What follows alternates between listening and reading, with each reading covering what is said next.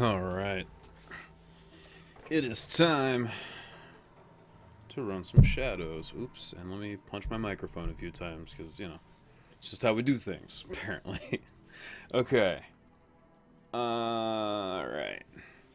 Maybe a little... Alright. Whatever. So I'm back. That took a little bit longer than I expected, sorry about that. But we are in... We're about to jack into the cyberpunk future, so... Hello, Genesis. Thank you, thank you.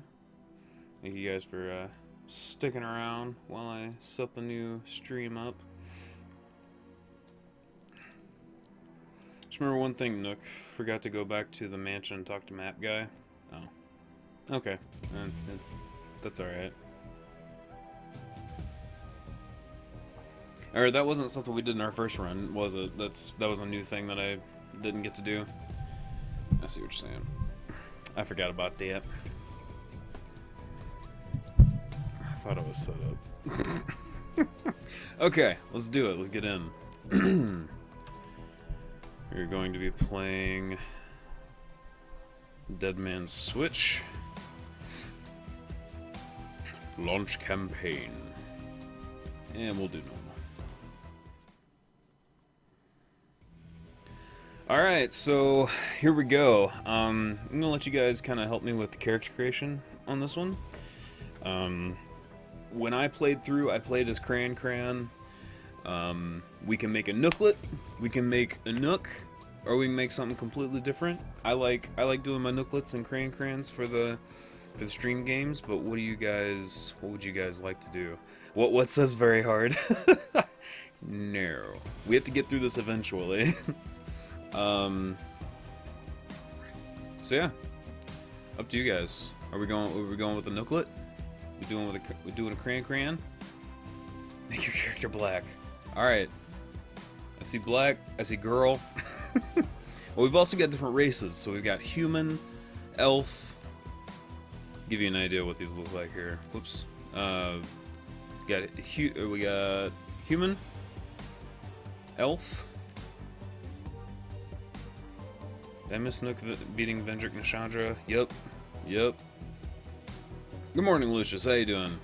We got a dwarf, we got orcs, we got trolls. Human, elf, orc, troll, dwarf. You were joking? I don't know. I don't care.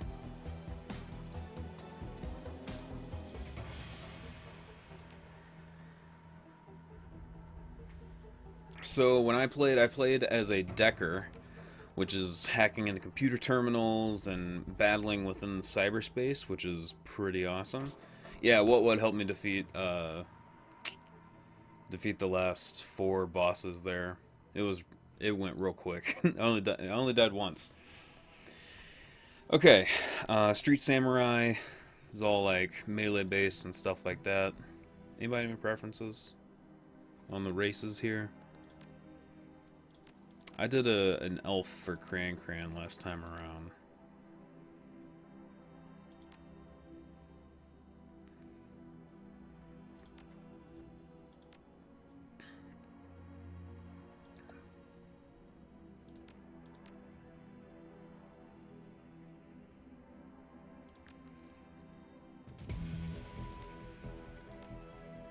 Personally, I was leaning toward doing male orc samurai. Street Samurai sounds badass, but I don't know this game, so it's all up to you.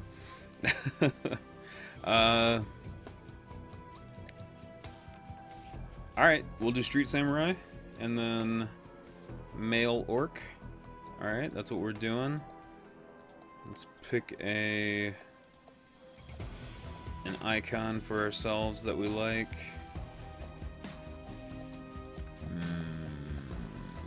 Thinking maybe that one. Just get the hat on. Either this one or that one. We gotta have a beard. What DS2 DLC is this? Shadowrun DLC. I'm going with Street Samurai on this one. Hairstyle. We got the hawk. I'm digging the ponytail because of the samurai deal. Plus, I'm growing my own little top knot, so... What was that? Oh, that's like a longer ponytail. Some super long hair.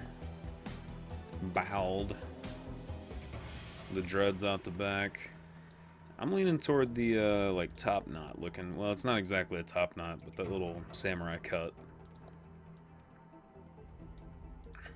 Oh, this is the skin color. I was like, what am I looking at here? Is there like a green? Is there a green orc that I can make? He's kind of greenish. Let's go with that. No, girl character. Well, okay. What would you rather have, a samurai or a female? Because Genesis voted for an orc, and you did vote for female first. So we'll make it a female or a samurai. Everybody gets one. Look like an orc greaser. Yeah, they put you in like default clothes at the beginning, but that you can upgrade later.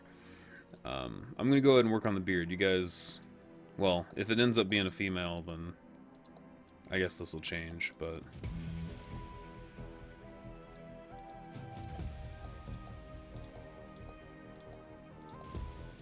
I want that full beard. Ooh, the braids. Damn, that beard. Green or red. Skin color green. Yeah, I wish there isn't really a green. I just kind of found the greenish one, which is that one. Make Kara female. That question hurts me. Either samurai or female. How do I choose? Can you give the character Fu Manchu? Alright, I guess so. We can do, if I can have the braid down the middle, then we can do a Fu Manchu. And then the beard color, we could do red like me. Or, ooh, there's like some cyberpunk colors in here. We got pink, we got green. Female elf samurai. You voted orc. You voted orc.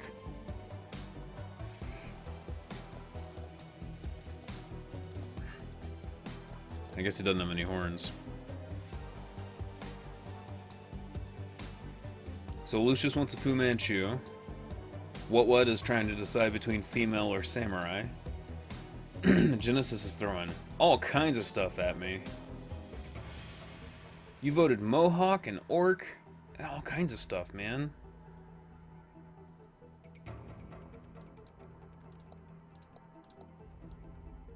Oh, hair color. Whoops. Almost forgot the hair color. Gonna do some like sweet cyberpunk hair. I want everyone to be happy. What wants a female? I told everybody they get one thing. Everybody gets one thing. Throw in for what you want.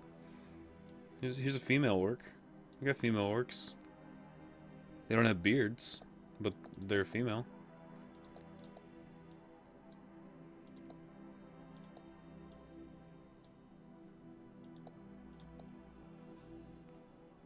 Night elf mohawk. Well, the closest thing I got is elf.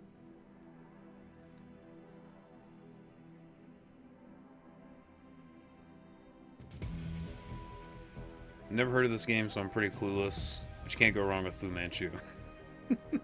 Lucius is pretty locked into the Fu Manchu. I'm just gonna end up going with the first things I saw here. So, alright, we got girl from what? Orc from Genesis, so it's female orc. Oh, but I can't have a Fu Manchu. Oh no. What do we do?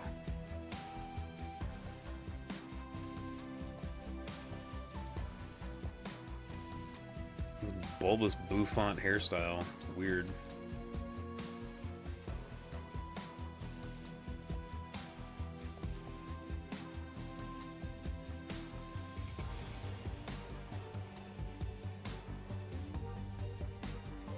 If you don't get it, it's Mr. T WoW character. Oh, I forgot about that. Yeah, I did forget about that. The Night Elf Mohawk. I'm a Night Elf Mohawk! Yeah, I remember. Damn, Troll's got sweet hairdo. Damn.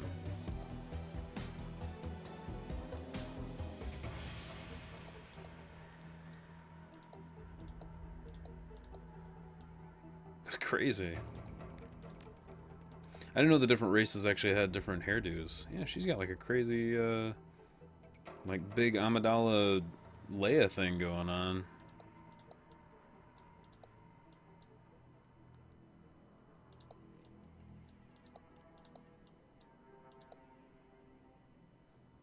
None. If you feel comfortable with the way characters are built, you may create your own character by mixing skills and attributes as you wish. Holy crap. I don't know if I'm ready for that, but that's crazy.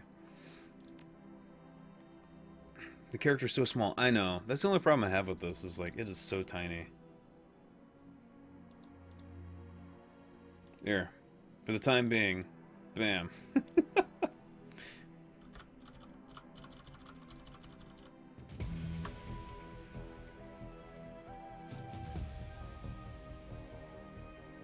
Boom.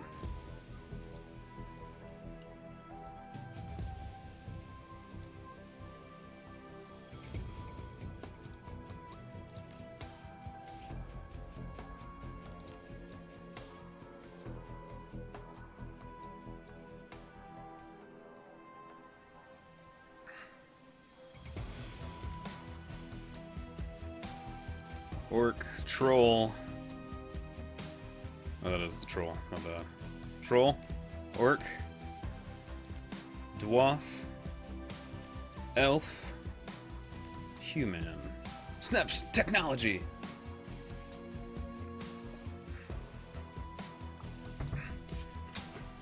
All right, I'm taking votes right now. We got female elf from Genesis. I think unanimously it's pretty, well, not unanimously, because there's a vote for a Fu Manchu. But I have two female votes, so I think we're going to female.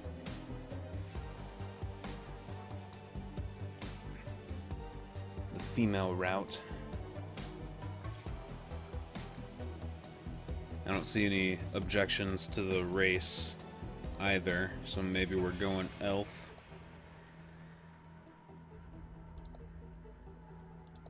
It's actually bigger on this screen for me too, so I'm gonna blow this up real quick so I can see it better.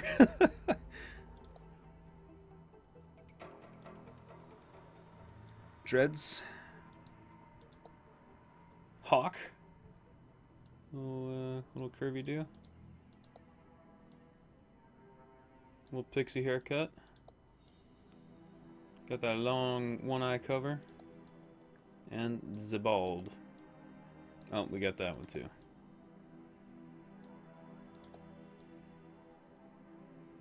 I ran with the dreads last time. Night Elf Mohawk. Alright, well, oh damn, that looks sweet in the front. It's like curved in and stuff. It's scary looking. Is there only one hawk? There is only one hawk. Can you at least have an afro? Since I lost the Fu Manchu. Is there an afro? Is that what you... Ah, you want that? I mean, I said I'd leave it up to you guys.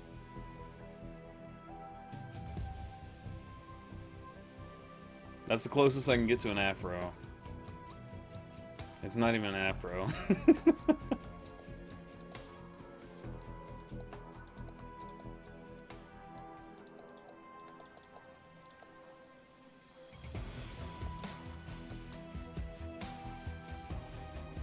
Mohawk for sure. Alright. We got red. That pink. Purple skin. I'm not sure if she has purple skin to choose from. Well, look. Look what we got. Now, it's pretty like normal human skin color. So...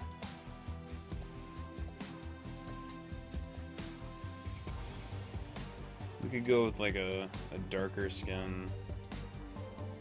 Maybe like this weird like orangey color in the middle here. Is there a more purple mohawk, or is that the one? I think that's the one. Mohawk looks like yours? Oh yeah? Damn. And then, so As far as classes go, we have Street Samurai, which is like you're up in people's faces with swords and guns.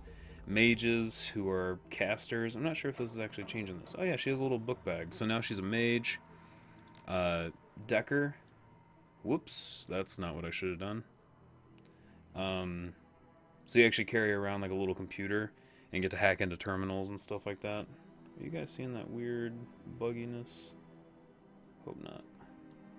No, you're not. Okay, good. Sorry. Shaman. So you can actually turn into... or no, you have like a totem spirit. So like you can have like a cat or a bear or a coyote. Eagle or raccoon is what it says. And then you get to summon them in battle and things like that. So that's a shaman. Rigger, who runs like little machines like RC cars except to blow people up. And then a physical adept, which is kind of like monk style. Just beat him with your fists. So we got 1 vote for samurai. I feel like it needs raw. There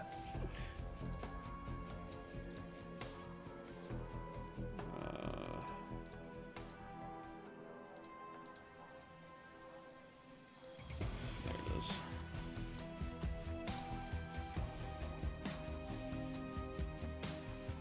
We're downsizing, guys. While you guys think about the classes. Decker is kind of cool. I'd like to play something new though. I have not played a Street Samurai yet. So, Shaman or Samurai. I thought Shaman sounded pretty cool myself too. Oh, the intense game of lining up the screen and making sure everything's on screen and looking good. Uh-oh. OBS locked up. Oh no. We're back. Never mind.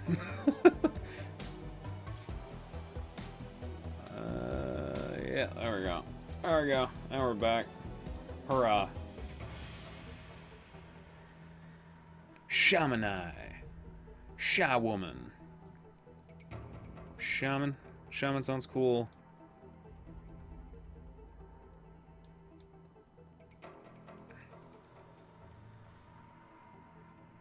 Purple Mohawk Elf Shaman.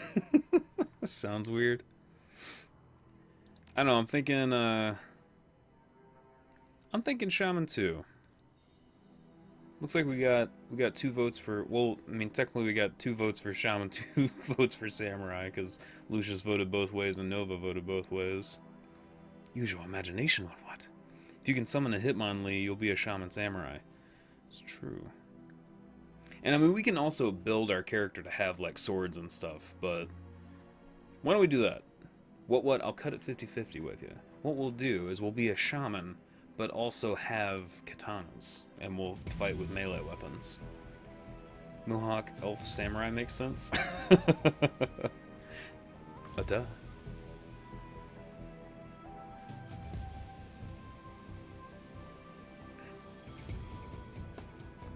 Okay, so I think this is how we are going here.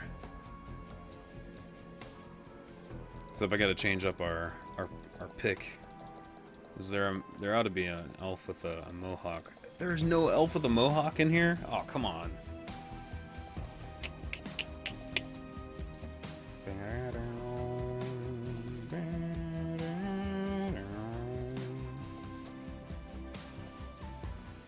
I guess that has the purple.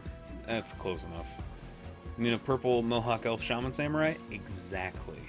That's exactly what I mean. So shamans believe that their magic comes from a great totem spirit that guides their life path. Bear, cat, coyote, eagle, or raccoon.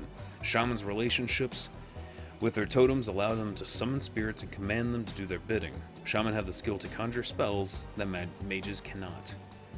Key attributes are charisma, so we'll keep that in mind in the next screen. Key skill is spirit summoning. Increases the skill, grants a shaman a totem benefit. Conjuring. Cool. The adaptability of this character is unstoppable. We got like unlimited adaptability. So experience in this game is not experience. We're collecting karma. Karma represents the experience characters earn while running the shadows and achieving goals. Karma is used to improve attributes and skills. An attribute or skill rating can be increased by spending karma equal to the next increment of that rating. Thus, improving your body from 4 to 5 requires you to spend 5 karma points. You have some karma available now to customize your character. So we have 5 karma points, and basically whatever level this is at, it's going to deduct that many. So we start off with 3 body, which is going to be like our health and our physical resistance. So if we're going to be up in people's faces while we're casting stuff and doing melee at the same time, we're going to want body. Or what I did with my other characters, I left my body really low and I put my dodge way up. And so I was like dodging attacks and still able to, you know, get hits in and stuff like that. If your character was able to be Viking-ish, I could have chosen that. Dwarf with a beard, man. We could have done it. Dwarf or an orc would be Viking-esque. Evil! Evil, evil, evil! Evil! Why is everybody evil, evil? Yeah, there is no good or bad. There's no good or bad. It's just karma is the name for the experience points in the game. So calm down. Calm down, y'all. Strength, calculate the chance to hit with melee or throwing weapons and how far grenades can be thrown. So we're going to want to do some melee stuff. We're going to need charisma for our totem spirit, and since we've already got a point in all of that. Be some bro. We don't choose sides, man. We don't choose any sides. Okay. Use to calculate the chance to control spirits, increases the chance to hit with conjuring spells. What is this? Totem choice available. Oh, well we gotta get our totem. Oh man.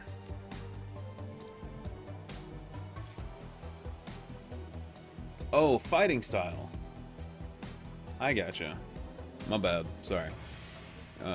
Conjuring can equip air barrier, increases spellbook slot, increases chance for a shaman to maintain control of a summoned spirit. Okay, so there's definitely some spells down here that we're going to need. Some slots that we're going to have to build up for our casting, our summoning stuff. But since we're going to be running pretty much alone and right up in people's faces, I think right off the bat we're going to want to get our dodge up. And then we've got 2 points. And maybe we should do close combat, since that's the direction that we're headed with that. Skyrim spoiled you for dual war axes. I still have not played Skyrim. And then we have 1 point to spend, which I'm not sure if we have anywhere to really spend it.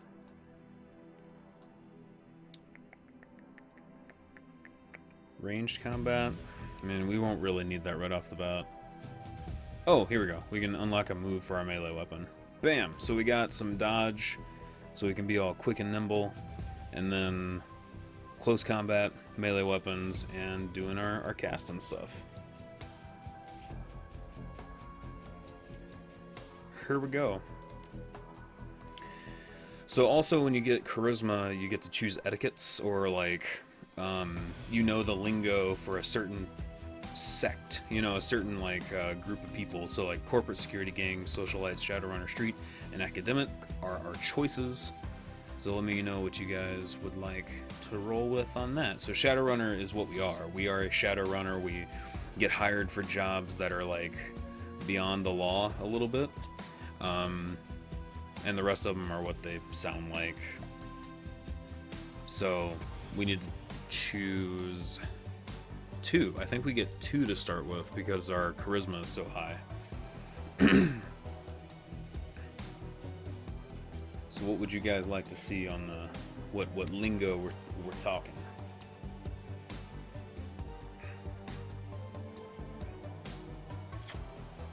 I love Star Wars, the new one. I'm gonna go see it again this weekend. You mean Hitman? Yeah, I think we should definitely take Shadowrunner, so we know what we're talking about, our own business. And then, what's the next one? First person to get it in gets it. Whoever wants to vote.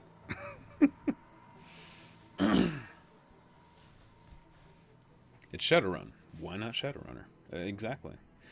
So I did security last time because I was like, yeah, maybe I was a former security guard, and so I can speak security. But coming from like a shamanistic background, you know, we could go with academic. We could go with maybe we know how to talk to the corporates, so we can easily like talk our way into situations or maybe into more money. It's literally anyone can type a word in.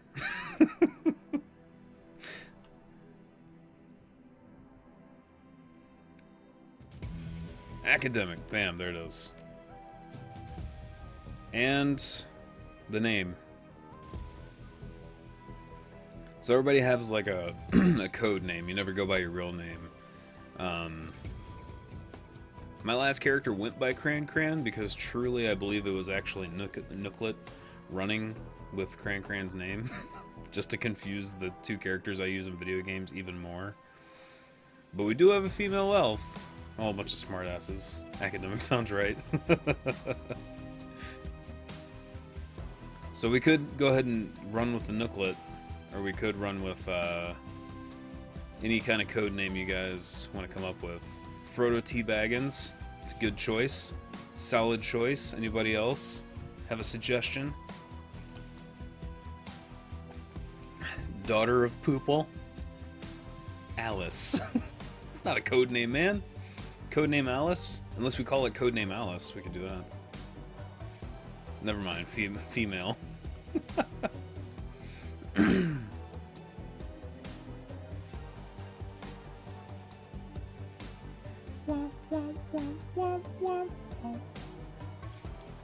don't know. I think Daughter of Poople is pretty good. Name her 3. Ivy Valentine. Poopy Man. The I is capital. Oh, Daughter of Poopy? Oh my. Alice from Perfect Dark? Oh. That's a throwback. I haven't played Perfect Dark in a long, long time.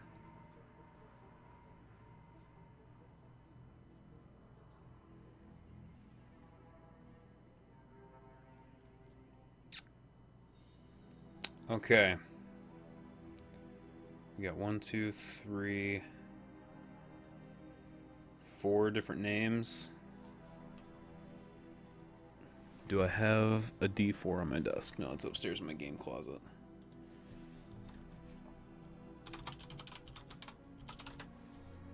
White Glint. Lucatiel! Lucatiel's a good choice. I don't know. That feels pretty good. What do you guys think about Lucatiel? Lilith? We're just gonna have a bunch of Dark Souls names now.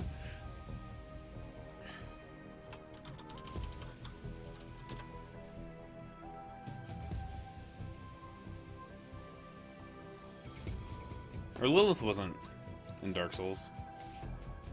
What am I thinking of? I was thinking Izalith. My bad. Taki? Silent Line? I don't know. I like Lucatiel, guys. I think I'm gonna go Lucatiel. That's a good call.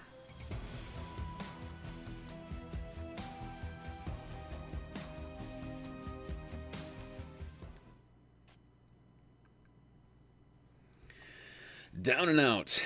So our story begins. Your apartment. 3 o'clock in the morning.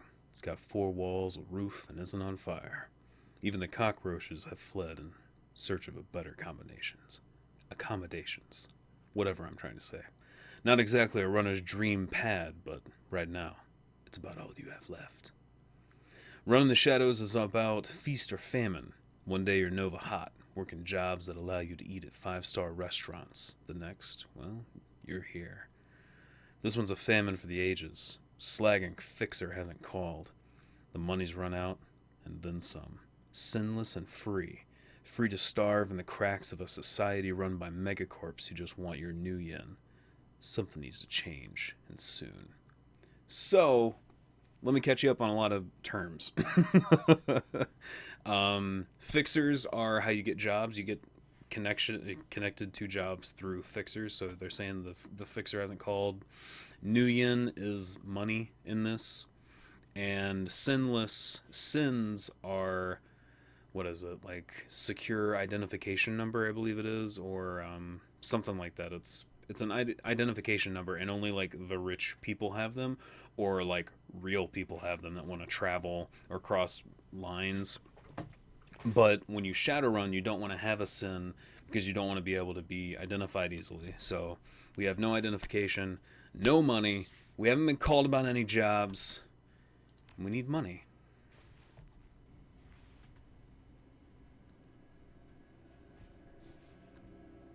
Darude Sandstorm.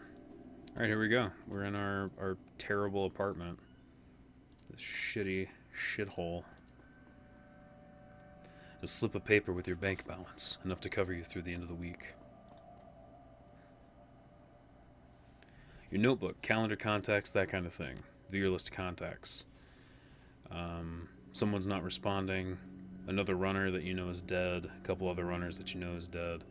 Sam Watts, probably in a gutter somewhere. List goes on, all either dead ends or just plain dead. Calendar, nothing.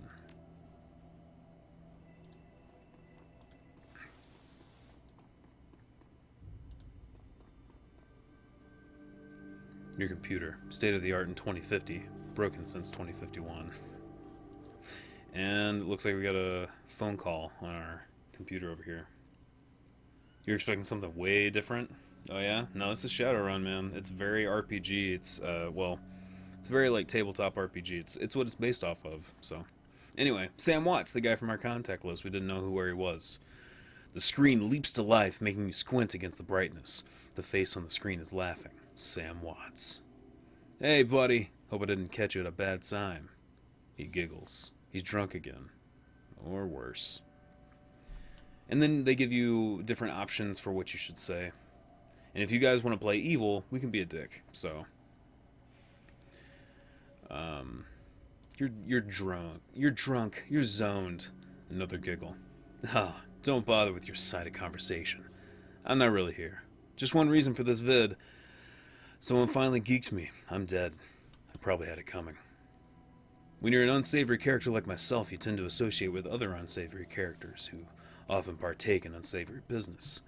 Like you, for example. So why am I dead? Who knows? Probably my fault. Wonder where you are right now. Bet you hit a big payday. You're living high on the hog somewhere. Some of us are born winners. Some of us are me. Hey, you remember the Rinraku run when things went to hell and we lost Dowd? Or that makeshift saloon on the docks afterward? Really had your back that night, didn't I? Dowd. It's a name you haven't heard in a long time. Sunbro, be good. Oh, sorry, man. I went with the middle option, so we're not, we're not bad just yet. Sangoma. Sangoma is an urban shaman who proved her worth during a run against Fuchi last fall. She's the quiet type, an experienced runner. We're out in the open here, Lucadil. You ready to bolt? Our fixer owes us for the run, and for Dowd, we wait. Late for another appointment. Yeah, you're gonna take off on us? Fuck that, Nook. He's always a good guy. Kill everything and everyone. Nook is always a good guy. Oh, so you're saying switch? Nah, not yet. Let's give the fixer another 5 minutes. New Larry. You've been running with New Larry for about 6 months now. He's a combat mage with a bad tattoo, and a bad attitude. He knew Dowd almost as well as you did. Dowd, never saw anybody die like that before. Idiot. He shakes his head. I hate this fragging city. Lucadil. It's wet, and the rain feels like acid, and I want out of here. Shut your screamer about the rain. We lost a man tonight. We wait for money. I get it. Now take a pill and relax. To start off, punch that ugly thing in the face. Shut your screamer about the rain. We lost a man tonight. Soka. Sorry. I'm just ready to go home. Portland's way more my speed. I don't know, Lucadil. Sam's a good guy. Can hold his own in a fight. But he's been hitting the bottle pretty good lately. Never on a run so far. But he needs watching. He shakes his head. That run went sideways 9 ways to Sunday. Now the fixer's late. Smell funny to you? Hell yeah, it smells funny. Look at where he set this meeting. This was supposed to be a public place. Cut the dreck, Sam. We both know why Dowd went down. And it wasn't the fixer or some other paranoid chip dream of yours. Sam smiles a toothy smile. I've been waiting for this all night. New Larry has something he wants to say. Don't you, Larry? Go ahead, spill it. You were sloppy. Sloppy. You think I was sloppy? You've been twitchy all day, son. Look at your hands. They're shaking. Holy hand grenade.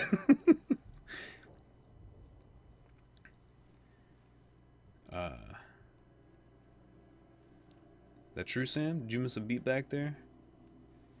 Own up, Sam. If you screwed up, admit it. I'd admit it if there was something to admit. I was on point. New Larry was supposed to cover Dowd. Something dawns on him. He leans into New Larry, amused and dangerous. We were set up, and he knows it. Don't you, Larry? What was that call you made before we hit Rinraku? How come you couldn't geek that guy before he unloaded on Dowd? I've seen you fling a lightning bolt, son. He should have been burnt toast before his gun cleared the holster. New Larry checks his watch, licks his lips, looks over your shoulder at the darkness. He's looking for someone, and it's not the fixer. Okay, I can see where this is going. You chummers are damaged. I'm out. Did you keep us here long enough, Larry? Hands where I can see him, asshole. How much did they pay you to sell you out? I'm gonna say hands where I can see him, asshole. He stops. The smile slowly appears on his face. What? You gonna take my gun away, Lucatiel? You know I don't need one. We got incoming. Looks like my Rinraku friends are finally here. They're gonna take that hard drive off your corpse, buddy. We should choose our friends more carefully, Lucatiel. This guy was never my friend. Buy you a drink after this? Let's do that. You're killing me, Larry. You'll owe me several. Okay. So new Larry takes off running, and his contacts finally show up. So someone's paid him off to take our job, flip it on its head, and give them the info instead of us taking it to whoever paid us. So it's turn-based combat, blah blah blah. Everybody knows how this works. And then it's basically XCOM from here, and it's awesome. So we know Lucatiel here wants to be all up and close and personal with these guys. Should have made a male character named Aaron. Oh man, Aaron. That would have been good. That's alright. So she's gonna run around and get the security guard. Whap! Ah! Whap him again. There we go. Alright, Sam Watts, what do you got on you, buddy? He's got a grenade, and he's got some special,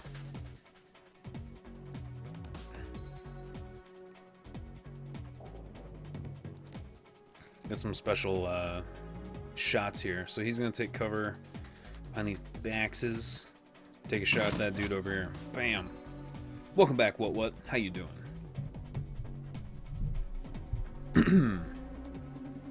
Oh yeah, we got new Larry to take out over here. So now we are... What's this girl's name? I forget. Oh, Sangoma. So Sangoma is also a shaman with a bear totem. And she can increase action points, so it'll allow you to do some more actions on your turn. She's going to do that over there, so we can hopefully take this guy out. Whack! Oh, only 5 damage.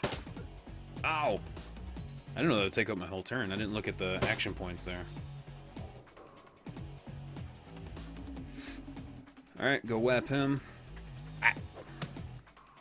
Awesome. Where's the rest of them? Oh no, they're gonna have reinforcements here soon, sounds like. We'll take out this one. Oh, missed. Alright, Sam. Let's take new Larry down. The dickhead. And then we're gonna do the bear totem. The power of the bear heals all friends within 3 of the damage from the most recent attack. That's a weird wording of everything. What does that even mean? Well, nobody's really that damaged, so we're gonna take out new Larry. Ba-bam!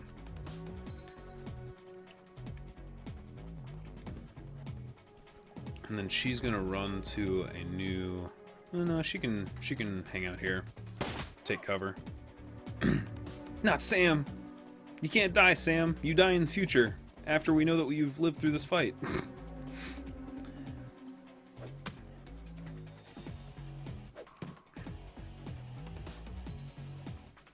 Alright, take these guys out and then take cover. Sam, you ought to get behind something. Where could you safely end up? Maybe just on the other side of this. Can we toss a grenade that far? Oh, he already moved. Damn it. Plays like XCOM. Yeah, I said that earlier, actually, before you showed up. I was saying that it's very similar to XCOM. I really dig it. It's a lot of fun. Take a perfectly aimed shot. Bam! What kind of backstab was that?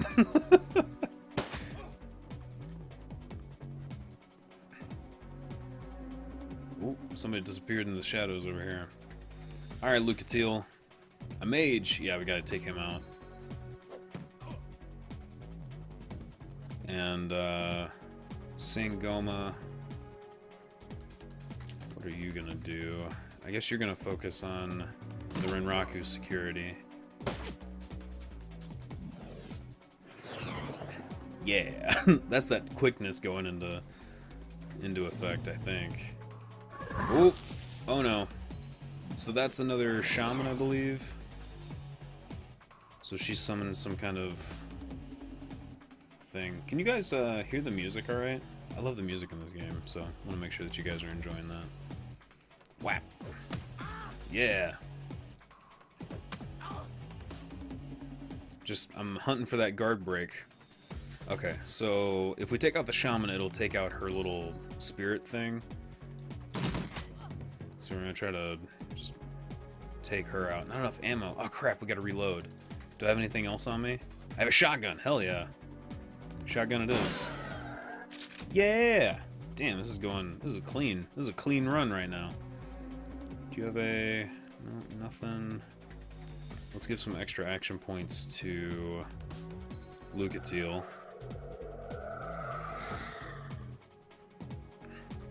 Whap! Yeah, now the mage is down.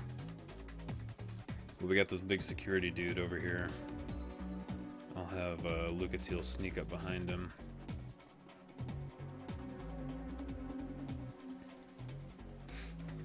As far as she can go. And then Sam, you go and reload. Yeah, so this is kind of how the fighting works in the game. And that's really all this beginning part is. It's the setup for the story, but it's also just a big tutorial thing. You okay, Sam? That was a hell of a thing. Part of my life, Sam, you know that. You did good. You did good. I'll give him what he deserves there. You were born for this gig, Lucatiel. Me, not so much. I think I'm gonna hang it up. Find a nice brothel somewhere. Stay drunk until I croak. What about you? I do this. It's my only life. I'll find a safe house in town, lay low. Renraku has a long memory. I think, it's my life. It's the only thing I know. Might want to prep for that Zergling rush. Oh yeah? StarCraft gonna show up? Must construct additional pylons. Well, you're a dumbass. I'll drink to you when you're dead. Now, who am I kidding? I'm not gonna outlast you. Guess you can drink to me. And away goes the memory. Actually went a lot smoother than my first time playing. I almost died my first time playing with all that. You stare at Sam's face on the comm link. Shake off the memory. Focus. I had your back that night, didn't I? Now I'm asking myself, who would care if I die? Who would give a rat's ass? Better or worse, your name is at the top of that list. Maybe it's the only name on the list. So I set up a dead man switch to send you this call. I got 100,000 new yen insurance policy payable when you find who creased me. Alive with conviction or in a body bag with justification, either works. Contact my law firm, Rogers Mergent and McCain. When the job is done, they'll know what to do. Chet? The camera swivels to show a well-dressed man sitting next to Sam. Pursuant to Mr. Watt's wishes, Rogers, Mergen, and McCain has installed a security-dedicated phone line, so you may contact us directly when the task is complete. We will then begin a verification process. Note that you must also be on a secure landline to access this number. We will not accept transmissions from comlinks or other devices. The camera swivels back to Sam. Sam straightens up, talks seriously for the first time. Look, Lucatil, I've led a Drek life, and I probably left a Drek corpse. I've hurt people, hurt myself. I don't know. Maybe I just want the last word. Maybe I just want someone to give a crap that I sucked air for a while. What do you say? I'll get to the bottom of this. Someone will pay. Do I care about him that much? Be like, someone will pay for your death. I'd say I've traded a drinking buddy for a paycheck. Oof, it's pretty harsh. I'd say my schedule's pretty clear right now, which it is. 100,000 Nuyen buys a lot of drinks. Yeah, he finally buys us those drinks that he owed us so long ago. Yeah, buy us a lot of drinks. A little harsh, but at the same time, like, we were friends once. Hope you just said yes.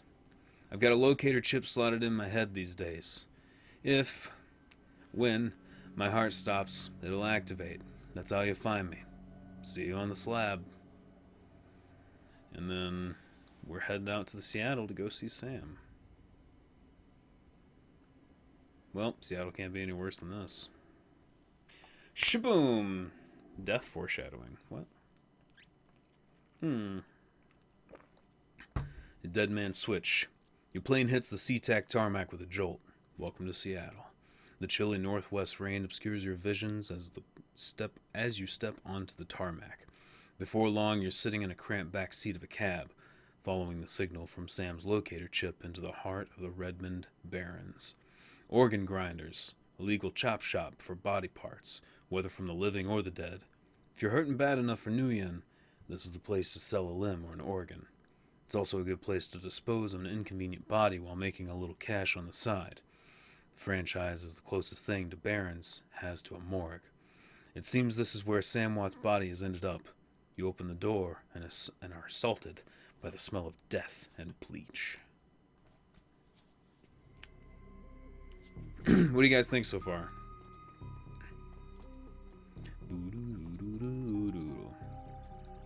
I'm in the back. I already know this guy's voice. The smell of death and decomposition wash over you, only slightly masked by the minty fake fresh of industrial-grade antiseptic. Dresden.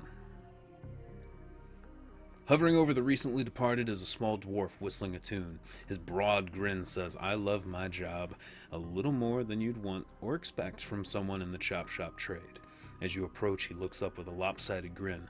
There's something kindly in his eyes, though it might just be a stray reflection of chrome and surgical tools.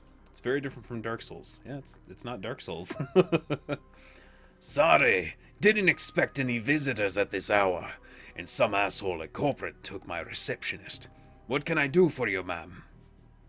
You're the coroner? I'm John Dresden, the organ grinders branch manager here. So yeah, that makes me this franchise area's coroner, too. And you are? Lucatil, I'm here about Sam Watts. Lucatil, I represent a man named Sam Watts, and I'm here to look into his murder. No one you've ever heard of. Tell me about Sam Watts. He fixes you with a hard gaze. Careful, friend. I can have Lone Star here in 2 minutes. Now, what makes you think I'd know anything about Sam Watts? Sam had a locator chip embedded in his skull. I followed it here. I see. Well, you're right. He's here. Not too many people know about the murder yet, though. The press haven't caught wind of it yet. What with it being all the way out in here, Barrens. I was thinking this was going to be a thing like a FPS RPG. Oh, yeah. No, this is... Yeah, it is what it is, what you're seeing. There's no reason for me to explain it anymore. So, who told you he was dead? Sam did when his heart stopped. 100,000 Nuyen was wired. I'm not going to tell him all the details. He doesn't need to know. Sam's digital ghost, when his heart stopped, I got sent a recorded message asking me to bring his killer to justice. Guess he had a hunch. Dwarf raises his eyebrows, a smile wiping the suspicion from his face. A dead man's switch, eh? Fascinating. I was working on him earlier. He's over here. I love Dresden. He's a cool little dwarf guy. He's my second Emerald City Ripper victim. The third one was downstairs. Ripper, huh? Guess the classics never go out of style. Sounds grisly. Emerald City Ripper? He sighs. Not my title. That's what the Seattle Press insists on calling the killer. All I know is that, like the original Jackar, Ripper knows how to handle a scalpel. But this one's even more twisted. He or she always removes an internal organ from the victim. What prize did Ripper take from Sam? Delicious, a trophy hunter. What was it? Yeah, what prize did Ripper take from Sam? What's liver was cleanly cut out. How about the other lucky contestants? The first victim's heart was missing, and the third had the spleen removed. Dresden, get out of here! And while he goes out there... I'm here about the new Ripper Vic, Sam Watts. While he's out there, we're gonna have a quick look around in here. Oh, no. We're not going out there just yet. What's inside here? Got a med kit. Is there anything on Sam that we can check out before we go join that conversation? Sam's body is half covered by a sterile surgical sheet, his face an ashen white, for the first time without a smirk on it. Below the chest, there's a small, pencil-thin incision covered in dried blood. Beyond that, the corpse is immaculate. It would seem that the killer knew exactly what they wanted from him, and took it. Next to Sam are several plastic envelopes containing the evidence found on his body. You can examine evidence through the bag without spoiling it. Alright, well, let's do it. Let's check all the evidence out. The business card. Moving things around, you can make out that it's the card from a place called the Seamstresses Union. There's something handwritten on the back, but blood has made it illegible. A cred stick. It's standard, cheap, unsecured cred stick. No way of knowing what's on it without slotting it. Take the cred stick. We got 300 new yen. Hell yeah. Look at the purple shirt. It's Sam's shirt. Several of the buttons are missing and blood has thoroughly soaked it. The bag sloshes a bit in your hand. And a handwritten note. You can only see part of the note, given the torn off bits and bloodstains. Sam, I feel terrible that we have been long to say I'm sorry. See you there. Love, Jessica. Put down that bag. Alright, anything else in here? No? Alright, let's head back out. See what the hell's going on with McCluskey. This is pretty much Fire Emblem? Really? I've never actually played Fire Emblem. Towering over the diminutive coroner is a homicide detective right out of Central Casting. If you ignore the tusks, pointed ears, and Neanderthal brow, you can smell his cheap aftershave from a mile away. So, this is new Ripper Vic Watts. Name's familiar. Didn't his mother kill herself a while back? The coroner frowns. No, you insisted at the time. Come on, she offed herself. I had it on very good authority. Now let's go, Dresden. Give me something to work with here. The Ripper case is my ticket to a lieutenant's badge. I've already posted everything I know. The killer stuns the target with a combination of drugs and magic, then removes a single internal organ while they're still alive. The perpetrator is most likely right-handed, with a slim hand that knows its way around a scalpel. Has a decent understanding of human and meta-human anatomy too. I've never played Fire Emblem. So, I'm looking for a whacked-out surgeon. Not necessarily. I know any surgeons who still use scalpels. I don't know any surgeons who still use scalpels anymore. These days it's all done with computer-controlled lasers. Could be anyone from a military field surgeon to an antique medicine aficionado. You're no help, dwarf. The Lone Star detective finally notices you. You note his superhuman powers of observation. Who the hell are you? I'm the nobody who didn't hear anything. I didn't hear nothing. I'm new in town. You're the welcoming committee? We don't have strength of 4, so we can't use this, but we could do like an extra line or whatever. Are you the detective of the case? I was hired by Sam Watts to assist you in finding this killer. Yeah, I'm new in town. You the welcoming committee? If you're new in town, then let me be the first to tell you that I run the show. If you get in my way, you'll end up back here on a slab. He looks back at the dwarf. Dresden, get me more. I'm putting someone in a cell or a box this week and claiming my promotion. Sorry, his voice changed like 12 times. My throat's been weird this week. And plus, like, is going to be terrible. I don't know why I chose that voice for him, but it did. It looks like him, I guess. Dresden looks amused. You always make friends that easily? Greeted dinner parties too. Haha. I don't do friends. Well, they didn't really seem like my type. I don't do friends. Cocks his head to his side. Be straight with me. You really gonna work for the dead man? Sam was there when I needed him. I'm going to return the favor. Job's a job. And this one pays better than most. I'm going to bring his killer to justice. At least street justice. No. A job's a job. And this one pays the best I've had in a while. Fascinating again. Detective McCluskey isn't interested in anything but Detective McCluskey. He'd convict his own mother if it meant another 10 new yen a week on his paycheck. Plus, he's on the take. Dresden pauses, considering. You have honor, after a fashion. I try to honor the dead in my work, so we have that in common. What can I do to help you? Yeah, who's holding his leash? I don't know, but someone with some major pull has been looking out for McCluskey's career and wallet. And was that McCluskey said about Sam's mother? The official report is that she committed suicide about a year ago. So we know that Sam's mom committed suicide about a year ago. And aren't you the official in the sentence of that? My name's on the report, but my actual findings left some doubts. I can't say that it wasn't suicide, but there were unusual bruises on her upper arms, and she didn't use her dominant hand to pull the trigger. I was told to drop it, so I dropped it. And what are organs worth these days? A whole healthy body can be worth a bunch of new yen, but individual organs, not much anymore. Not worth as much anymore. What with all the synth and cyber stuff on the market these days. Organ grinders only deal in the recently deceased. There's plenty of other chop shops that aren't as picky, though.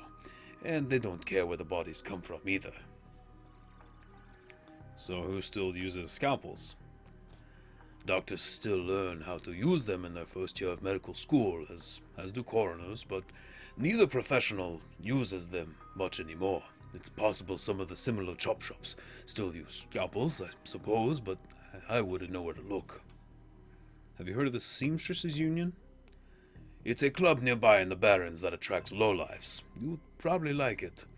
Me, I'm not really the going out type. Always too much to be done around here. Plus, the dead are just easier to get along with. I just need to know one more thing. Where was Sam killed? We gained 2 karma. Yeah! Dresden looks up at you intently for a moment before speaking. You know, I might be able to do you one better. Why don't you poke around those body lockers in the back? See if you find anything useful. Okay, I'll go do that. Do you know where the murder site is or not? Dresden says nothing. A sly smile plays across his face, and he turns back to his work, whistling a tune. So he wants us to go check out these meat lockers back here. See what's... Oh, wait. Oh, well, I already activated. I saw an item to pick up we'll have to grab before we leave. The cold storage drawer is labeled John Doe, but the internal thermostat is set to 21 degrees Celsius. Open the drawer. Time for Warhead Candy Cane. Oh, whoops. I pressed do nothing. My bad. Open the drawer. The cold storage drawer opens to reveal the fully clothed body of a man, arms folded across his chest. In addition to sporting some of the brightest orange hair you've ever seen, the body seems to be in very good condition. Whoa, easy there! There's a man in there. In one quick move, he jumps from the drawer and stands before you. For someone who just woke up in a morgue locker, he seems unfazed and pretty well put together. You spot a data jack drilled into his temples and some shamanistic tattoos peeking above his collar. An interesting combination. Yeah, so when you get cybernetics like cyber eyes or limbs or implants or anything, it takes away your spirit. And if you take away your spirit, you have a harder time doing shamanistic things. So we're going to have to like stay away from the data, the implants and stuff like that in order to keep our strength with the shaman stuff. Anyway, just some tidbits of info. I told John to wake me up at 6 in the morning. Is it 6 yet? It doesn't feel like 6 yet. Sorry, I didn't expect you to be so alive. What do I look like, a damn alarm clock? You're just sleeping in a freezer. What do I look like, a damn alarm clock? Give me a break, chumma. Haven't had my soy calf yet. He chuckles. Well, so much for a good night's sleep. On the plus side, I notice you haven't killed me yet, so, that's good. If you aren't after me, then what's your story? Let's see, the latest Ripper victim, do you know him? I'll ask questions, what the hell are you doing in a morgue drawer? I'm looking for the death of Sam Watts. Yeah, I think I'd be curious about the morgue drawer. Well, playing dead. Mostly. A bunch of gangers out there want my head, and I'd rather keep it. Figured I'd lay low for a while. Give them some time to cool down. Jake yells toward the other side of the room. John! Is this lady cool? Yeah, she's on the level, working for Sam. Believe it or not, some sort of a dead man switch. I thought you could help her out. Maybe even stop moping around the shop all day. Thanks for volunteering me. Alright then. The name's Jake, and you are... I'm still waiting for the ending of that story. Fair enough. Well, it sounds like you're taking a dive into the deep end here. John's right. I might be able to help you out. I was with Sam the other night, the night of the murder. Poor guy. He was hanging at the Seamstresses Union that night. Tripped out, rowdy. I've been laying low there for a few days after a bad run. Mrs. Kubota asked me to throw Sam out, so I did.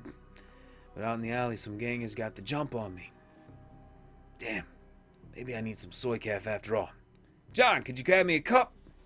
Get your own damn cup. My hands are dirty anyway. Now what's wrong with these in tasting? You hear a loud squelching sound as Dresden continues his work. Thanks, John. You're a real pal. Anyway, there's a big fat corp bounty on my head. Like I said, my last job didn't exactly go up according to plan, so out in the alley, a few Halloweeners got the jump on us. Halloweeners. Damn gangers thought they could turn a quick profit off my head. Jake smiles, and you get the impression that didn't work out well for the gangers. Sam stumbled off during the fight, though, and that's the last I saw of him. Until he turned up here, dead on arrival. Reminds me of my last stay in this place.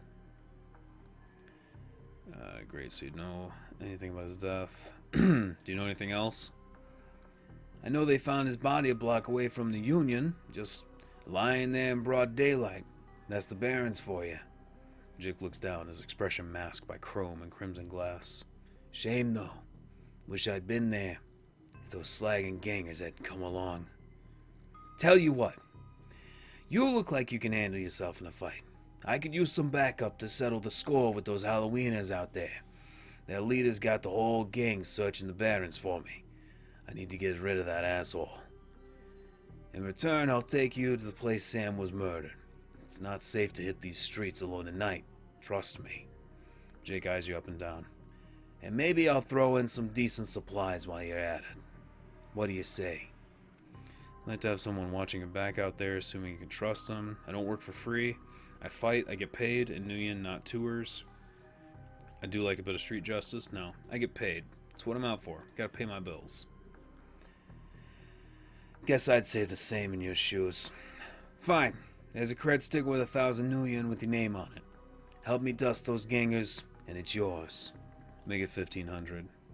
Hard bargainer. Alright, 1,500 it is, but you'd better be worth it.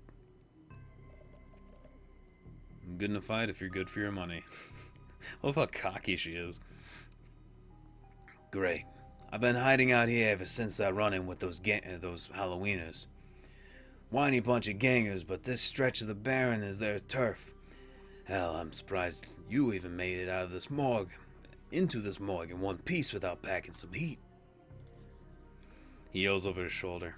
Very funny, Jake. You can sleep in the dumpster tomorrow. So you need a weapon?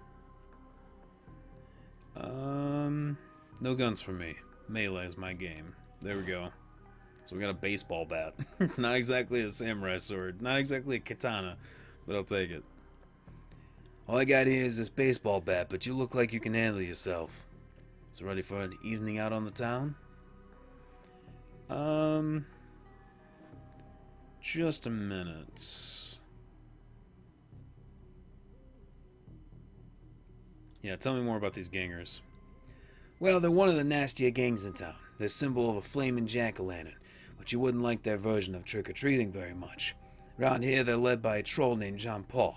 He's got all the Halloweeners and the Barons looking for me. We take him out, maybe I can breathe a bit easier. If you're buying? Oh, I'm ready if you're buying. I got it. Hey, I've already provided the party favors. We can leave whenever you're ready. Yeah, I need to pick up a couple things over here. Trauma kits will help revive people that go down. And med kits, of course, are med kits. Alright, Jake. Jake from State Farm. She sounds hideous. Alright, we're on our way. We're gonna go search Sam's crime scene. We'll help this guy out and figure out where Sam bit the dust.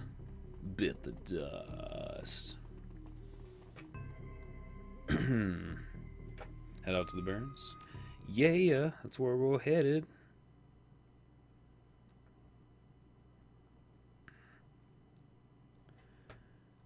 The Redmond Barrens. Run in the Seattle sprawl, and sooner or later you'll find yourself in the Redmond Barrens. It doesn't matter your business. The Barrens doesn't like you. Take 1 part radioactive wasteland, 3 parts dog-eat-dog slum, add a dash of tourist trap. You've got a recipe for mean as hell.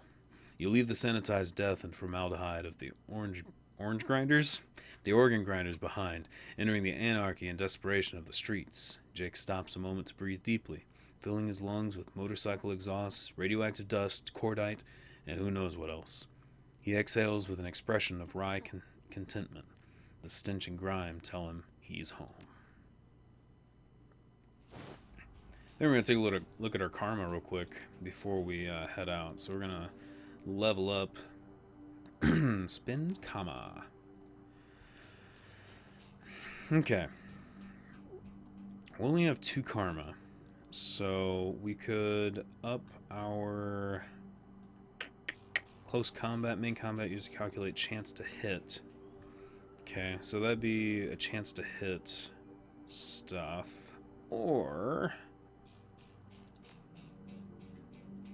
main component to calculate chance to hit with conjuring spells, summon spirits. I really want to work toward having that totem as a shaman, so we're going to do that. We got a spellbook slot.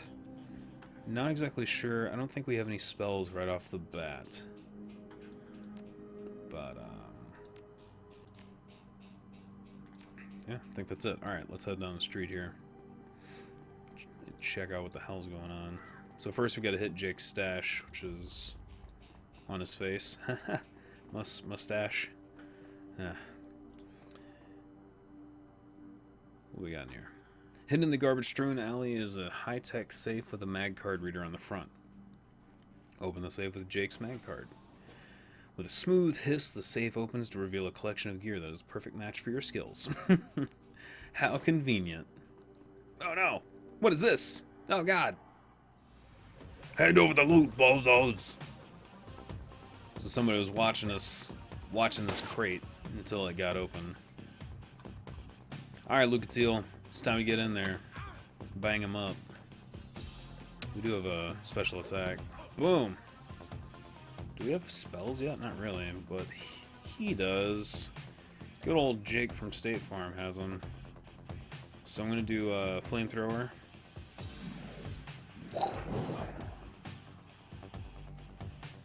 And does he have just a spell? No, he's just got a gun. Alright. Yeah, so that guy's down. I should have probably put him in cover. Oh well. Get him, Lucatile. Whap. Yeah, Jake's gonna run behind cover here, and then give Lucatile aim, which will allow her to obviously aim better.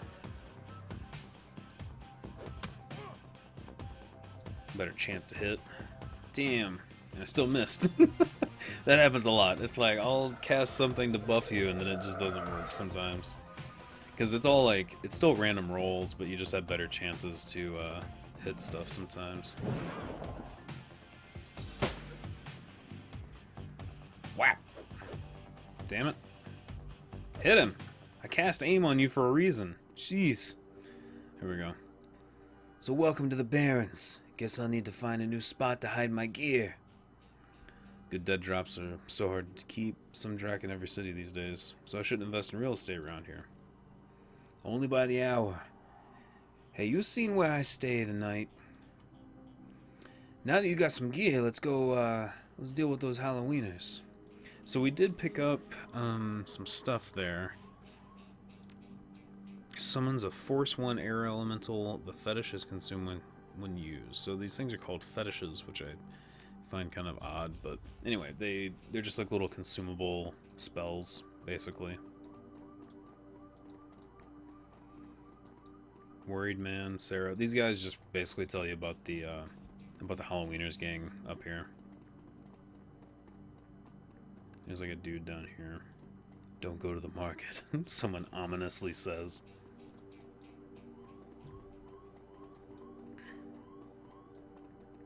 Oh, this might be the Halloweeners, guys. I don't know. Giant pumpkins everywhere. Might just be them. Hey, asswipes. Take another step forward and we are gonna plant you right there. This is Halloweener property now. This is one of the two that got away. If I hadn't missed my shot, these idiots would have given up and moved on by now. Wait a minute. You're rolling with Jake? Bad idea, chumma. The Halloweeners are collecting that bounty. And killing you? Ha, that'd be a nice bonus. We're immediately in a fight. Oh, God, no.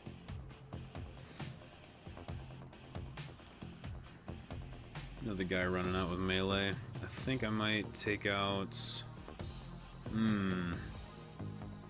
Let's try out one of these fetishes. I've never actually used these before. So I'm going to send the air elemental after...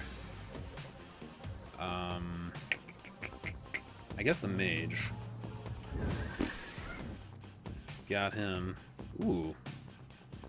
His portrait was really cool. It was only up for a second, but it was really, really cool. What can he do? Lightning Bolt. This game plays like Divinity. Yeah, it does play like Divinity a little bit.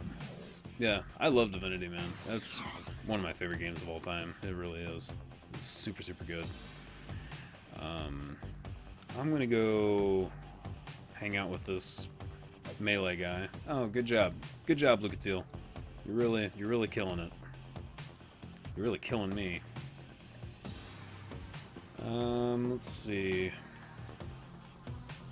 I'm gonna cast aim on the Wind Dancer. And then I'm gonna put Jake in cover from this guy, and they're gonna have a little shootout over a couple barrels. Oh God! Damn, mage. Damn, mage. Mage does damage. It's damn mage. Never mind. Damn it, Lucatile, what is going on with you? Aim shot. Hopefully we can take. Oh damn! Critical, 20 damage. Hell yeah. We'll try to take this mage out. 15. Damn.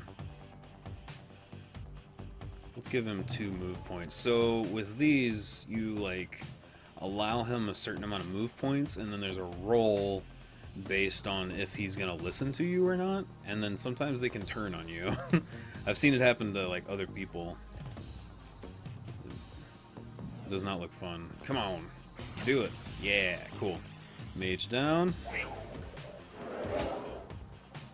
And now just one guy left.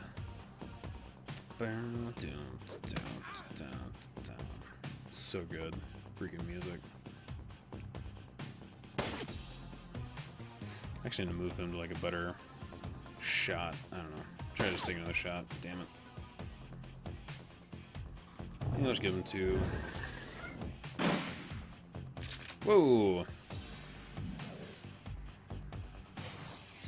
Oh, we failed the roll to give him action points, so now the Wind Dancer is against us. Oh god. So does this thing have lower accuracy? Does an additional -3 HP.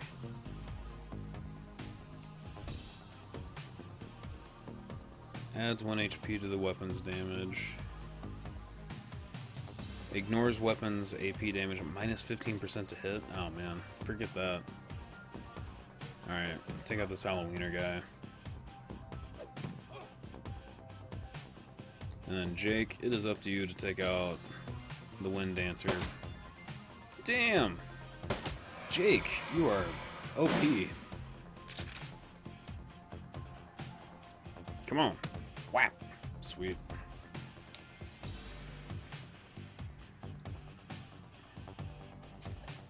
We got a big guy. How much HP are we down? Can we tell?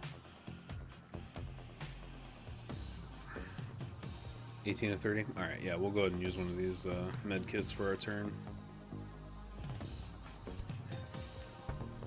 Heal up. Perfect. Aim shot. John Paul. Nice. Whoa! Uncle! I was just playing with you. I call off the rest of Halloweeners, Jake. Call it even, yeah?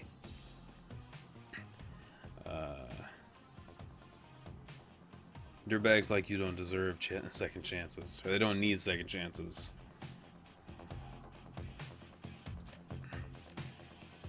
Let's take him out. I'm doing my low accuracy, high damage hit. Of course I missed. Let's switch back. I hit a lot more with this. There we go. Oh, plug him. Plug him. There we go. Alright, so now we've taken care of these guys. I'm gonna look around their camp a little bit, see if there's anything to pick up, first of all. Don't see anything. Alright, so now we're gonna head up to the murder site. See what's going on. Oh, here. As you approach the scene of Sam's murder, Jake spies the flashing red and blue lights up ahead. Whoa! Hold up a minute. Lone Star isn't above collecting on a corp-issued bounty, and the one on my head isn't going away anytime soon. Sorry, friend. I think this is where our paths diverge. Thanks again for the help with those Halloweeners. Here's your payment. They don't take Nguyen where I'm going, and you look like you could use the funds. What, you want a hug or something? Yeah, what do you want, a hug or something? Get out of here. Ha! He starts to leave and tilts his head back. Hey, one more thing. When you're done checking out your pal's crime scene, pop into the Seamstresses Union. It's just down the street. You need gear, information, or just a damn stiff drink. That's the place to be. Best dive this side of Chicago. I used that place as a base for operations for years. Yeah, back in the day. Make the right friends there. I'm sure you'll get to the bottom of this Ripper business. Well, nice knowing you. Jake turns and disappears into the shadowy depths of the Redmond Barrens. See ya, buddy! Thanks for all your help.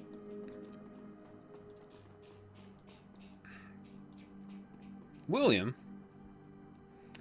The bright yellow police tape cuts through the darkness, directing your eyes to the white chalk outline and dark red stain marking the slab of pavement where Sam Watts died. Standing at the entrance to the alley is a Lone Star officer. The cop looks cold, hungry, and irritated at the homeless man who's currently pestering him. I keep telling you I need my stuff from the alley, or I'm gonna die in the cold tonight. And I've been trying to explain to you that this is an official Lone Star investigation. I can't let anyone in here. Hey, I've got rights! Look, you sinless garbage. I've got a job to do. Find a new blanket, and I'll find a reason to use my stun baton. Typical! I hate you all pigs! Hate all you pigs! Whatever words need be... something... Anyway, Officer Kubrick looks in your direction. Now what? So here we got a few different options. We could lie, say that I'm here to check the site for spectral DNA, looking like we do. Or we can tell him the truth about Dresden sending us over. Or we can try to bribe him, and we can get in to look around. And we don't have etiquette security. Ooh, item. You look cold, so I picked up a donut and some soy calf. Huh. Let's see if we can use that against him. Never mind. I'm just passing by. Looks like commotion and things, and I just want to check you out. Anyways... Dan the Donut Man. The smell of fried food, powdered sugar, and slightly burned soy calf is almost enough to overpower the dusty sewage stench of Redmond streets. The troll working the stand is covered in food stains older than he is. What can I get you, chumma? That's right. That's the troll. That's Dan's voice. Did you see the murder in the alley across the way? Nope. I need a jelly donut, soy calf. Stat. Enjoy. Did you see the murder in the alley across the way? Nope, I was closed up when that happened, but hey, it's Barron's. A back alley killing's nothing new around here. The only reason the cops are making a big deal about this Ripper business is that some of the victims are real people. You know, folks with sins. What can you tell me about the Barons? The Barons? Hell, if you have to ask, you probably shouldn't be out here. The stretch we're on is called Touristville, though, and I suppose it's the closest thing around here to respectable. Fewer muggings, and you might even survive drinking the water if you're lucky. Wouldn't recommend it, though. He scratches his armpit. Now, behind me, that's the Seamstress Union. You want drinks, drugs, favors, or information around here, the Union's your spot. Yeah, that place is the reason I'm in business.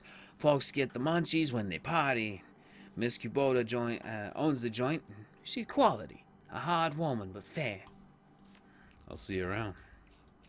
Do take this warm coffee and donut with soy calf. It's not even real coffee. Because it's dystopian and all that. Back to the officer, because, you know, pigs like donuts, right? Long night, eh? You look cold, so I picked up a donut and some soy calf for you.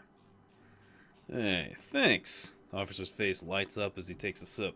He seems pretty trusting for an officer of the law. You know, my dad was a cop. This was back when cops actually worked for the government. He said folks would buy him coffee all the time, but I ain't seen it till now. What can I do for you? I'm actually working for the dead man to help find his killer. Can I come into the alley and look around a bit? Or my pleasure, I'm here from Internal Affairs. I don't know if we can get past with that Internal Affairs stuff. I'm going to say that I'm working for him. Your client is the chalk outline? That's messed up, woman. But I respect it. Okay. Just don't mess anything up. Not that anyone would likely notice because the forensics aren't coming back. Alright, let's see what we can find in here. Got some garbage. Amidst the shards of glass from the broken lights, you find a small piece of glass which looks like the bottom of a test tube. There are two distinct sets of footprints, a human's standing at the chalk outline, and a larger set, possibly orc or troll, following behind it, I think is what it said. Work light is new. You can see that all the alley's normal lights have been ruined. Upon closer inspection, it seems that they've all imploded, as if some force shattered them all at the same time. As if 1,000 voices called out all at once. This looks like the coat and the blanket that the old man was trying to get back. Examine the area for evidence first. As you shuffle the bundle of the cloth aside, a printed receipt falls from beneath the folds of the blanket. The bar tab receipt from the Seamstress Union, dated 2 days ago at 3:02 a.m. Right around the coroner's reported time of death. The customer, Sam Watts. The server's name is listed as Coyote. Pick up the coat and blankets. And, get on out of here. Thanks for just letting me snoop around. pretty weird. Streets have not been kind to this man, but they've also hardened him. The man is clearly a survivor, though one wrestling with the onset of age and arthritis. You! I saw you over there with that rat bastard cop. What do you want? I think these blankets and the coat belongs to you. My stuff! Mighty decent of you. Don't see that kind of thing too often out here. Know anything about the murder that took place here? Squints at you. You a copper? Or working for some corp?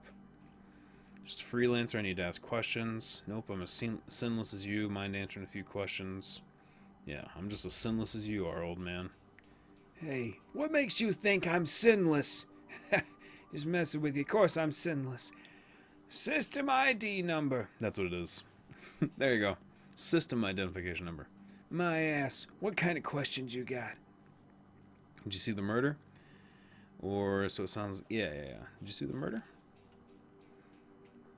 Nope, can't say. I'm sorry I missed it. I was hauling crates for Mrs. James up at the market and can't carry as much as I used to, so it took a while.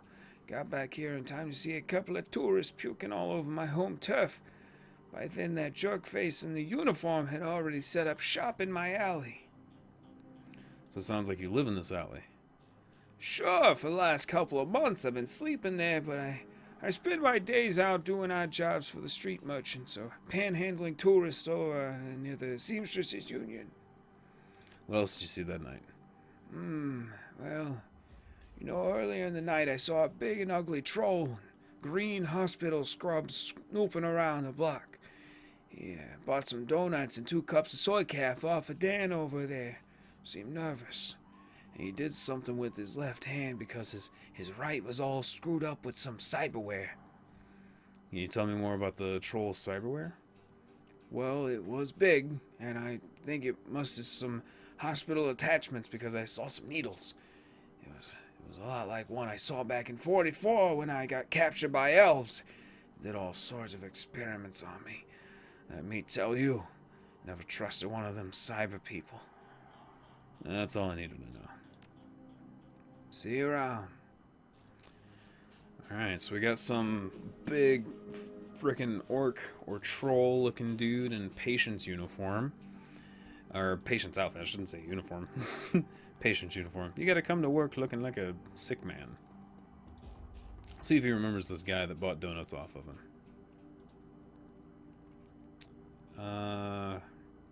You sold some donuts to a troll wearing scrubs last night? Maybe. What's it to you? I sell a lot of donuts to a lot of people. I know how Lone Star profiles metahumans. I tell them about a troll that bought donuts from me right before the murder. They'll haul me off in just to see if anyone will pay the bill. Not today, my friend. Alright. He's not willing to say anything because he's worried about getting dragged off by the kappas. Bobby? Well, this guy looks legit. Hey, Chama, get some tasty morsels for you. Just what every well-dressed Shadowrunner should have in her back pockets. Let me see what you have. Ah, so he's selling drugs. Kamikaze and nitro. Not interested, pal. At least not yet. Let's head on into Seamstresses Union and see what kind of connections we can make in here.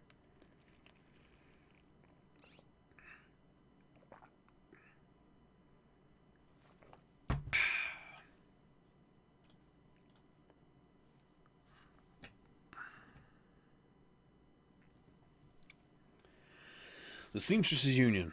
Relative to the rest of the Barrens, Touristville is a neon-clothed oasis, and it's heart of the Seamstresses Union, housed as an old brownstone building on the corner of illegal and opportunity. Bums huddle together, gangers strut the streets, and occasional salaryman comes slumming.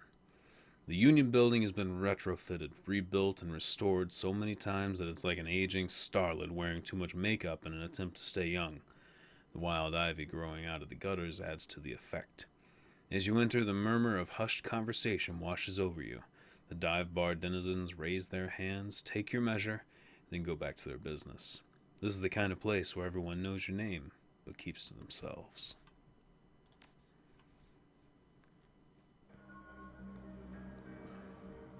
And we got a couple karma. Oh, we got 6 karma. Holy crap.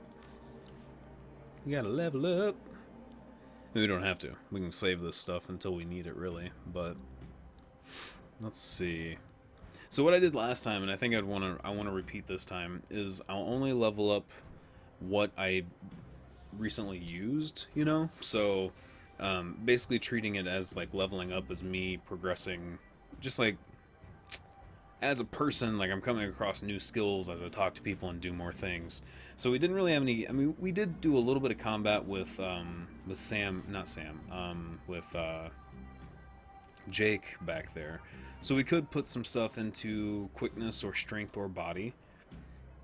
But we also did some charisma stuff with the crime scene. So we also could do. Well, actually, I do want to get my totem, so we're gonna do that for sure. Bear is powerful, gentle, wise, and a protector of all the natural world. The power of Bear heals all friends within 3 of the damage from the most recent attack. I'm not sure what that means. That's such a weird wording. Cat is secretive, sly, and oh wait, within 3 spaces? Heals all friends within 3 of the damage. Okay, that's probably what that means, within 3 spaces. Cat. Cat is secretive, sly, and stealthy, and very hard to trap. Cat grants dodge +1 for 3 rounds to all allies in an area around the shaman when cast. Nice. Coyote. Coyote is an unpredictable and ever-changing. He is the trickster. Coyote grants all friends within the range of 3 quickness +1, which lasts 3 turns. That's pretty good. Eagle is proud and keen-sighted. He sees all. The power of Eagle boosts all friends within 3 with a 15% to hit. Last 2 turns. Plus 15 to hit to everybody. That's pretty awesome. Raccoon is cunning and curious with a strategic mind and thief's insight. A move bonus of +2 squares for 2 rounds to all allies. I'm not interested in a move bonus. So we got a heal totem. We've got dodge, which would be good for us, but if it's to the allies, then dodge may or may not be the best. I'm thinking either plus quickness for Coyote, because quickness applies to a lot of different powers and attributes, and Eagle is 15% to hit, which would be really good. I mean, for aiming and all that stuff. I'm actually gonna go Coyote, I think. Yeah, because that'll allow people to dodge. It also plays into ranged combat, so it kind of gives a percentage to hit without it being a specific percentage, I think. So we did that, and then we will also upgrade something in our melee tree, because we did some brain bashing last time around. We got some experience with close combat. Let's do that. Perfect. Perfecto. Okay, it is a little bit afternoon, so I'm going to take just a couple minute break, and I will be right back with some more Shadowrun.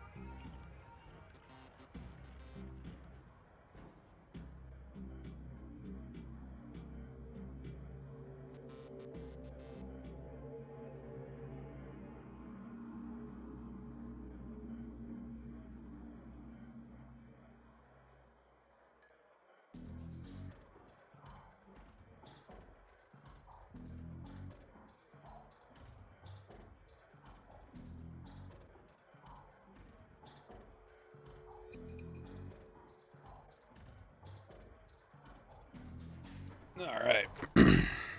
We've returned. With Shadowrun Returns. Alright, so...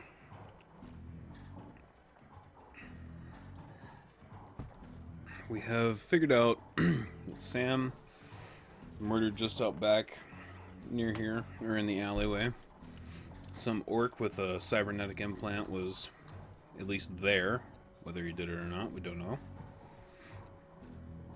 And now we're down in the Seamstresses Union, about to meet some new friends. The bartender is a striking elf, sporting a perfectly toned body, perfectly pouty lips, and imperfectly tapered ears. Her eyes harmonize, save me, and take me in equal measure, hitting just the right notes for the maximum extraction of tips. She looks at you, sees another elf, and smiles big. Hey there. I haven't seen you here before. What can I get you? That's a really weird voice that I'm doing. Hey there. Who is that? What is that voice from? Oh. It's definitely not a woman. Let me see. Found a bar tab with Coyote's name on it. She here? No, I think she's away on business. Business, huh?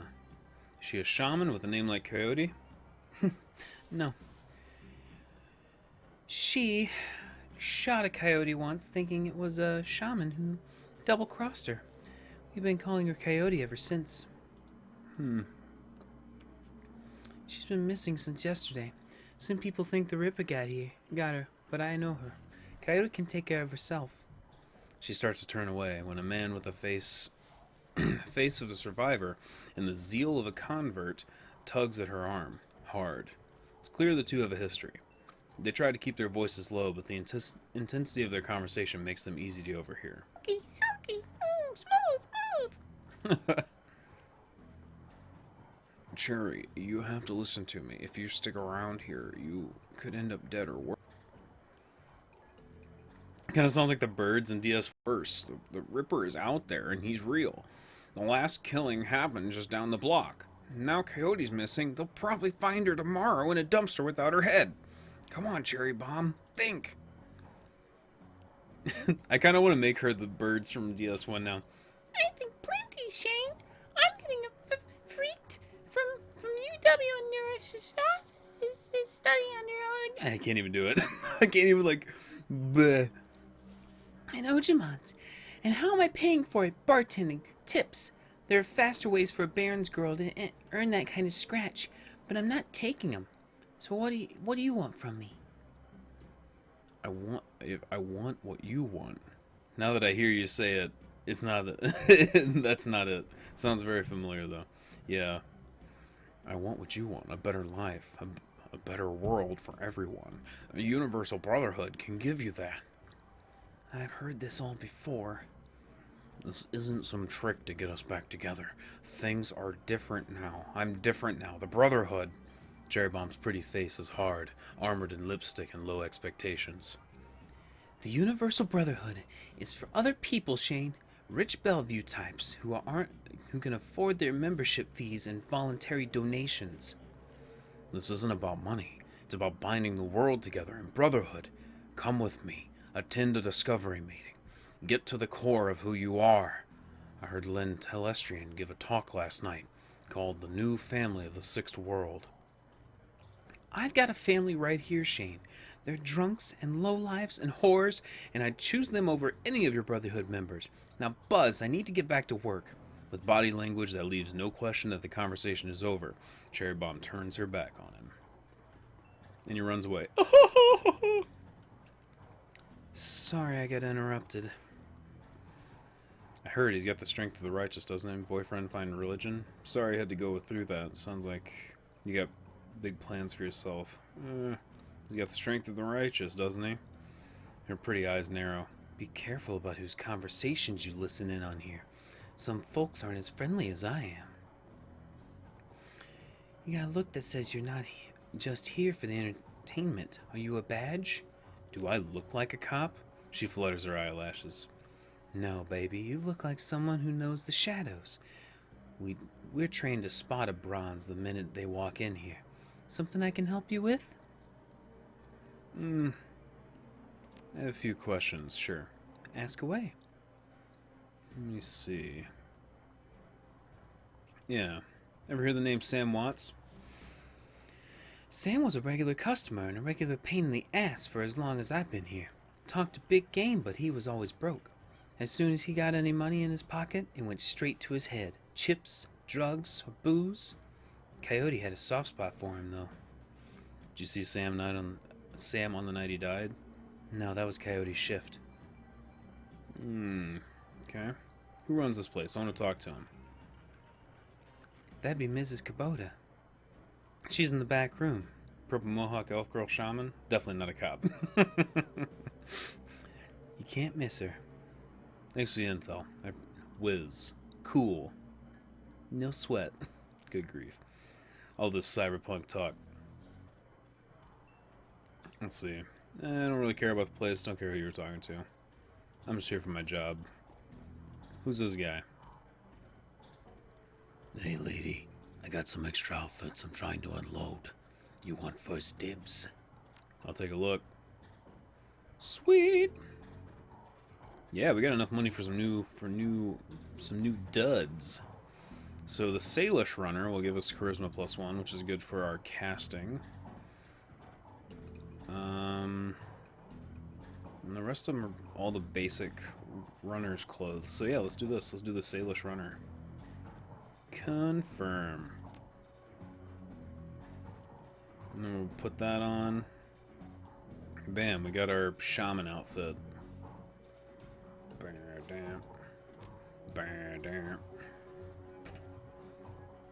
Man, my phone is just blinking away right now. There we go. Alright. Check out the rest of this place. Oh yeah, Nerps. Nerps. It's like Coke of Coca-Cola of Shadowrun. Gin. The Asian woman's expression reads open for business, but her demeanor reads dealer rather than companion. She has a jack on her neck, a gun on her hip, and a chip on her shoulder. She eyes you with a sneer. You look like you could use some firepower. Something simple? I got guns so smart they practically fire themselves. You looking for tech? Got some of that too, if that's the way you want to roll. Nook Shamanlan. That's really hard to say. Shamanlan. Show me what you got. Okay, so she's got a machete. I think we'll upgrade. We'll grab the machete. For the rest of it, I don't think we really need anything. We could actually sell the baseball bat since we have a new melee weapon. So let's talk to her again. Blah, blah, blah. View stash, sell items. Bam. And we can sell our old clothes, too. Sweet. Sell that. Get rid of that. We're on our way. Ooh, big old troll guy. Mr. Clue. Posted at the doorway to the VIP section is a tower of troll muscle wrapped in an impossibly tailored suit. Whether the product of good genes or expensive aftermarket cosmetic work, the troll's gleaming horns perfectly frame his face, and his polished tusk and goatee accentuate the set of lantern jaw. Welcome. Please behave yourself. Will do. You get trouble in here often? Must be the union's hired muscle. Funny place for an architect to put up a wall. You must be the union's hired muscle. Must I? Only if you insist. You have business here? Looking into the death of Sam Watts? Yeah. Heard about that. Real shame what happened to him. There's a sharpness in Clue's eyes, the look of a man who has seen much and earned wisdom at a young age. Figured Sam was the type who needed to be thrown out of here on occasion. You ever have to toss Sam out on his ass? In your role here, I suppose you often escorted Sam to the door. Saying the same thing, just 3 different ways. You ever have to toss Sam on his ass? Not so much toss as nudge on his way. Sam was a drunk, but he usually wasn't a violent one. Usually. What about the night he died? He was a bit agitated, didn't catch the specifics. Might have been over a woman. Thought I was going to have to show him out, but I had to deal with a couple rival go-gangers posturing for one of the working girls upstairs. Jake helped Sam out instead. Thanks for the info. No problem. I'll just sneak on by. Nook. Hey, Miss Kubota. This is the lady that owns the place. Miss Kubota watches you across the room, sizing you as you approach. As you get closer, you can see that she's a mixed race, African and Japanese. Her demeanor says, "This is my house. Mess with it at your peril." But her eyes twinkle with a playful light when she speaks. So I don't know Japanese. So I have no idea how to say konbanwa. Konbanwa. I have no idea. Or I guess this could be African as well? Not African because it's not a specific language, but it could be an African dialect that I'm not familiar with. Good evening. My, but aren't you a pretty elf? Are you enjoying the Seamstresses Union? There should be plenty for a woman like you to enjoy. She eyes you closely. Or is this business? I'm tempted to ask what's upstairs. Business. I suspected as much when you walked in. Oh my. What business do you have with me? Looking for information. She eyes you suspiciously. Of course you are. Knowledge is power, ne? I've been told. Soka. And why should I help you? Sam Watts. I'm looking for his killer. Her face brightens, amused. Ah, so you are the little insurance policy he would go on about when he was drunk. He's a avenging angel who would strike back for him from beyond the grave. Komawa is good evening in Japanese. Thank you, Lucius. I didn't know what that was. What do you want to know? Did you see Sam on the night of his death? He was here, quite inebriated as he often was. Coyote was working bar that night, and she informed me that Sam was getting rowdy and belligerent with other customers. When I requested he leave, he refused. My bouncer, Mr. Clue, was off dealing with another issue, so I requested that Jake escort Sam out the back door to the alley. That was the last I saw of either of them. I just watched a few videos of Dark Souls 3. Looks pretty damn good. Oh yeah, totally. Konbanwa. Yeah, when you just space out the word, it doesn't tell me how to pronounce it. Because K-O-N could be con or cone. B-A-N could be ban or bon. Or ban, yeah, ban or bon. And then wa could be wa or way. So like just spacing it out doesn't help.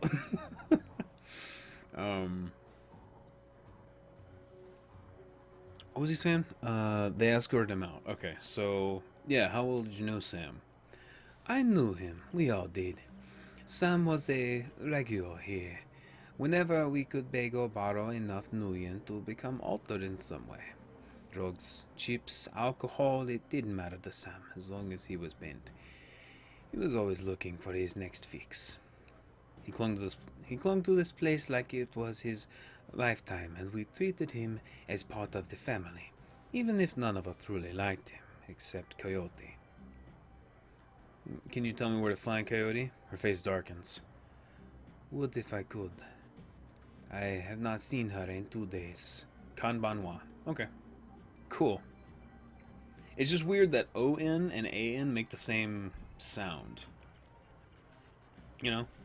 English dialect, it would be like Kanbanwa, you know? So Kanbanwa. Kanbanwa. Haven't seen her in 2 days. She is a smart woman and quite dangerous, but I fear for her. She's dangerous when I fear for her. She's smart when I fear for her. I'm sure she can take care of herself. If she's smart, why fear for her? Because she is in a dangerous line of work, and there is always someone smarter, more prepared.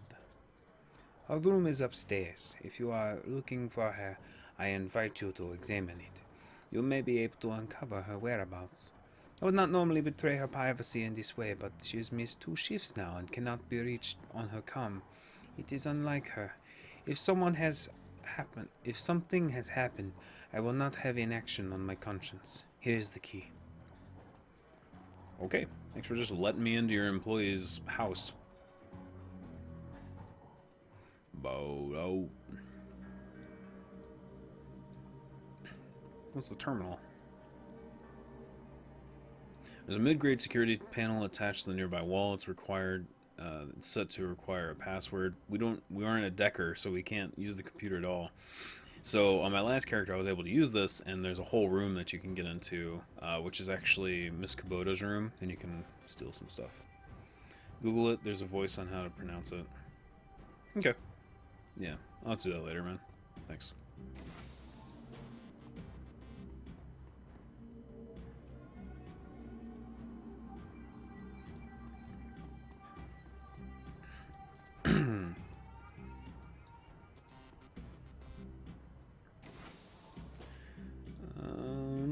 Computer. Alright, let's just work our way around the room here. Stand is littered with action movies and cigarette butts. A framed painting of the Chicago skyline done in stylized silhouette. I love Chicago. It's my favorite. And then, Coyote's bed has a diary with several papers sticking out of it. Open the diary to the first page. There's a receipt stuck between the pages and a diary entry. Read the diary entry. I came back from my shift to find 4 of Paco's goons sleeping on my apartment floor. It's getting fragging ridiculous. I want to be with him, with the real Paco, but this Cutter dreck keeps messing everything up. I love him, but he's totally different with this gang. It's how I make cash, baby, he always says. I try to tell him he doesn't need the cash. I can support us both with what I make at the Seamsters Union, but he still goes on these runs with these bozos all over my floor. I feel like he's just seeing how far he can push me before I kick him out. I try to be patient, but why does it have to be all one way? As soon as the last Cutter was out the door, I lost it. I told him if he ever pulled that dreck again, that he would be sleeping in the alley. Of course, he begged and pleaded with me, telling me that it wouldn't happen again. I don't want to deal with this anymore, but I don't want him to leave. He's the reason I got through all that stuff last year. Got my bartending license, got this apartment, and this life. I know he cares about me and loves me more than his involvement with the Cutters. I just wish I could slice out that gang from our life together. Slice out the fear that comes along with it.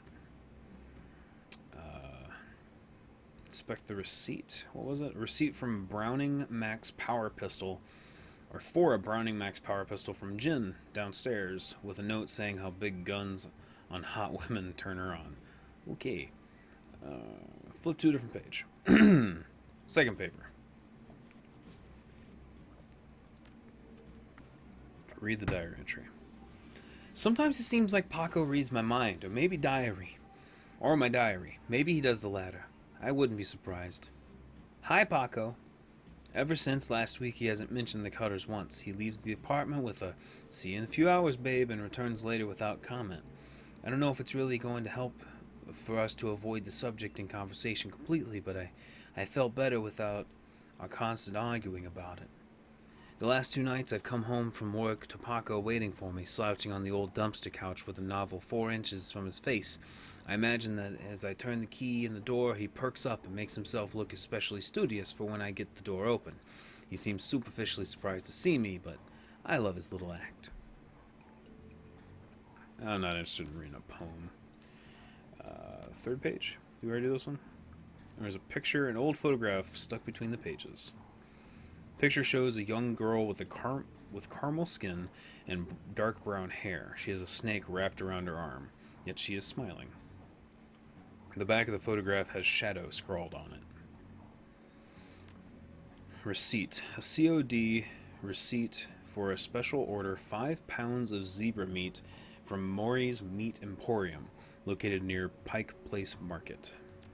Flip to a different page. 4th page.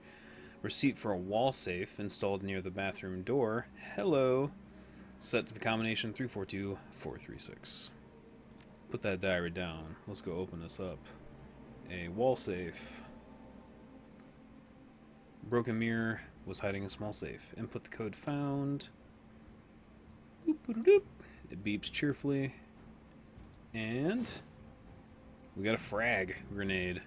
Hiding a freaking frag grenade. A fraggin' frag grenade. Kuda's computer is ancient, probably fished fish it out of a junkyard. It doesn't even have a data jack. And the cracked display is covered with fingerprints. Tapping the keyboard causes the dust cake fans to spin up only to display on screen password. Without the password, the only other button on screen is a password recovery option. Well, again, we don't have decking, so we're going to do select password recovery. Please answer 3 security questions to reset the password. Oh boy. Your first childhood pet, I'm assuming, would be Shadow the Snake from the picture. Your favorite musical act? We have no clues on this at all. So we'll just go with Concrete Dreams. What is the name of your hometown? Chicago. Answer stored. Security answers were incorrect.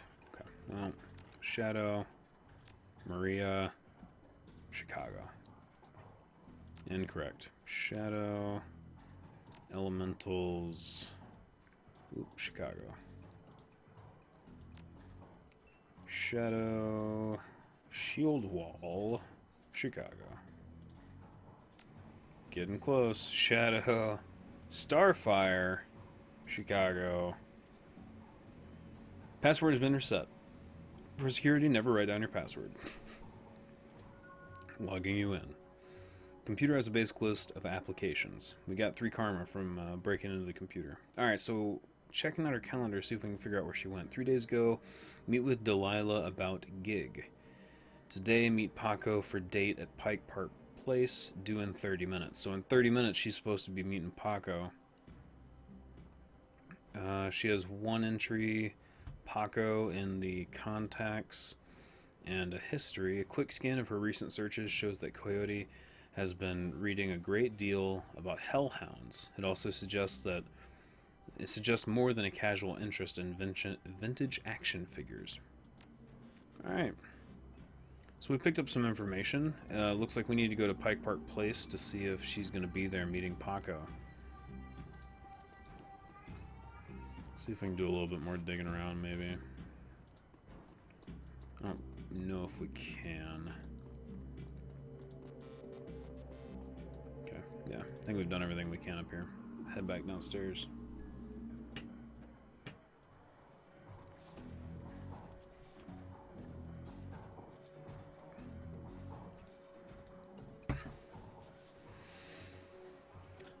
Huh. You know Paco? He's a ganger, a member of the Carters. He is a good kid in a nasty line of work. I warned Coyote against getting too attached to that type. They don't live long. Coyote has a date with Paco in about 30 minutes. If you go down there, it might bring me peace of mind. I'll call a cab for you. It should be able to get you there in time. Gambete kudasai. Kudasai. Gambete kudasai. Good luck.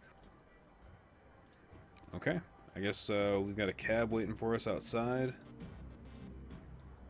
And we can go see if we can catch Coyote and follow this lead to see if she knows anything about Sam. Woo! Pike Park Market. Pike Place. Pike Perk.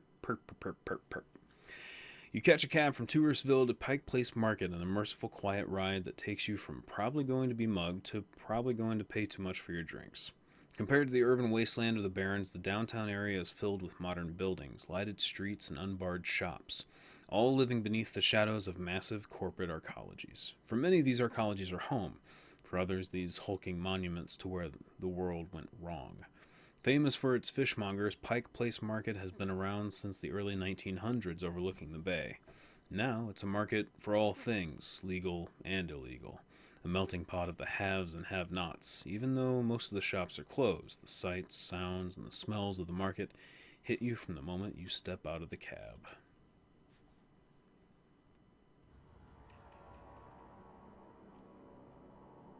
"5 more days." What's 5 more days? What?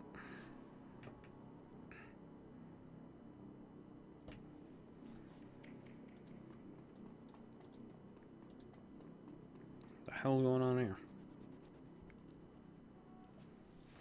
The handsome man turns away from the crowd and fixes you with a full, complete, undivided attention. Ma'am, you are a beautiful elf, but you could be so much more. What are you selling? I'm not selling anything. We are giving away the secrets to a more fulfilling, happy, and productive life. Okay. What are the secrets to more fulfilling, happy, and productive life? The first step is to simply come and listen. Tomorrow night, Lynn Telestrian will be speaking about the importance of family in the sixth world. Please join us tomorrow, and the secrets to a better life shall be revealed to you. He smiles and turns back to the crowd. Okay, crazy. Your birthday. Nice, man.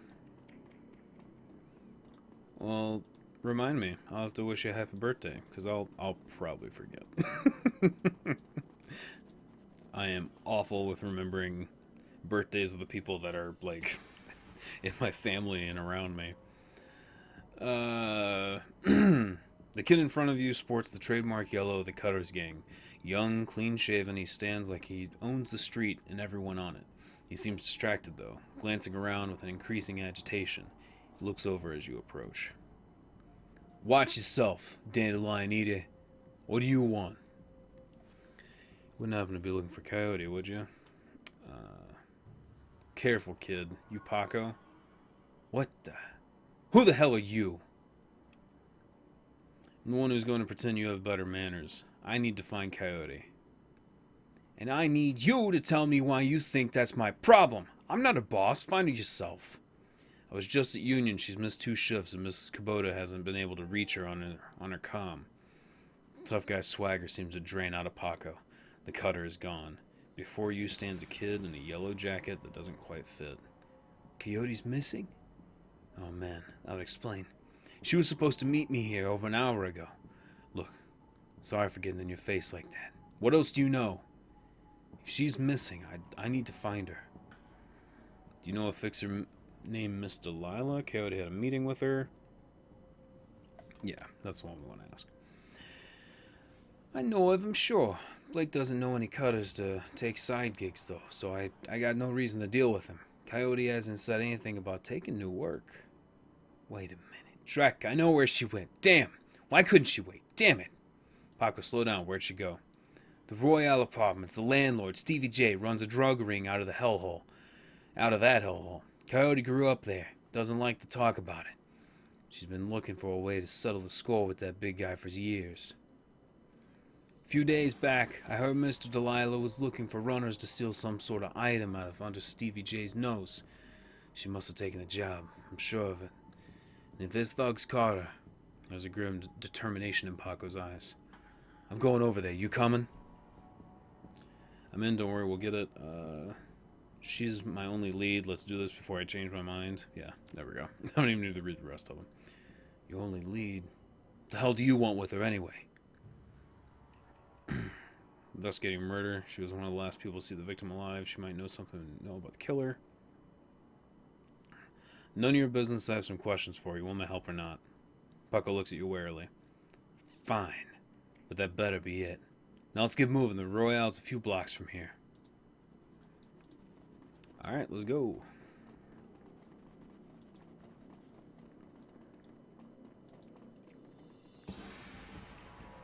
Nerps. Oh. And this is Maury's Meat Emporium, which is where we found that, where we found that, receipt for the zebra meat. The Maury's Meat Emporium. Okay. Small meat stand presents an enormous diversity of dead animals, from cow to canine to exotic and paranormal. The pictures on the back of the stand feature a much older version of the man in front of you. Sorry. As soon as he notices Paco, the proprietor's eyes become hard and angry. What do you want? You know you can't afford more. Relax, man. My friend has a question.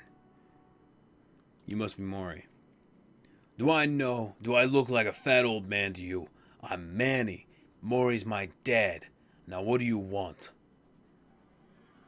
Let's see. You know someone named Coyote? No. I don't go in much for that shaman stuff.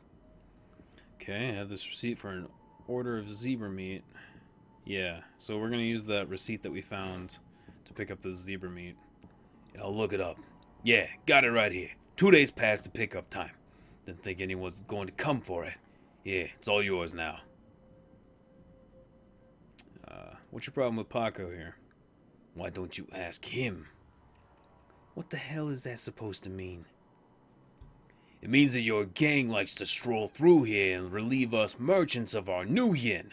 My dad stood up to them, and he's still in the hospital. Look, that's not my problem. I'm at the bottom of the cutter ranks anyways. I don't do dreck about that, even if I wanted to. Tell that to my dad. I don't have time for this. We need to find Coyote. Yeah, let's get going. Sorry, dude. Sorry about your dad, but we gotta go. We got a job to do.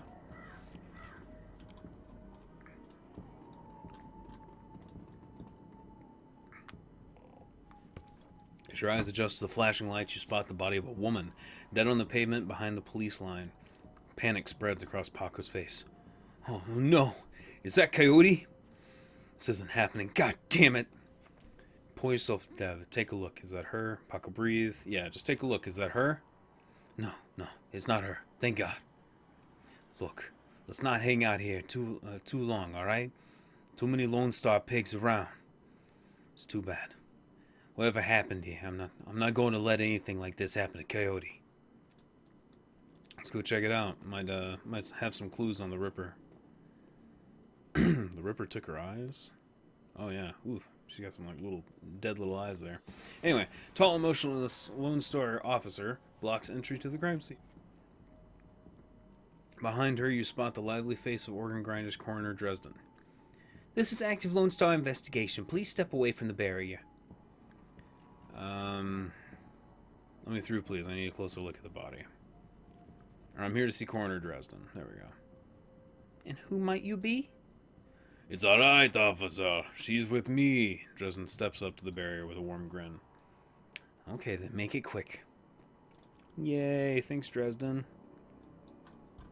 Even though we're playing a hard ass, I really, thanks. So what brings you out here? Hot on the trail of a dead man's killer? Yeah, coincidence. Or hardly. She another Ripper victim? Yeah, that's what it looks like. As you can see, the Ripper went for the eyes this time. Pretty clean work. I gotta hand it to him. Our Ripper knows what he's doing. Or she, I suppose.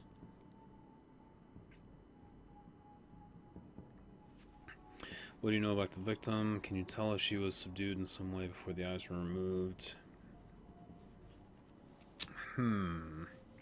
Yeah, what do you know about the victim? Well, not much. She's been dead for about 3 hours. Her name was Lucy Warden. Worked at a stuffer shack just around the corner. Looks like she was just leaving work when it happened. Can you see if she was subdued in some way before her eyes were removed? I think you ran in the Redmond franchises in Pike Place, a little far from home. Any sign of magic use here? Yeah, because there was a weird explosion at Sam's crime scene. Now there's an interesting thought. No, nothing obvious though. I'm sure that McCluskey shows up. He'll call in a full magical forensics team though, just to be sure. Can you tell if she was subdued? That's the strange thing. There don't seem to be any signs of a struggle. Not a single bruise on her body, yet she was clearly alive when the eyes were taken. Died of blood loss shortly thereafter. As to what knocked her out, I won't know until I can run some tests back at the lab.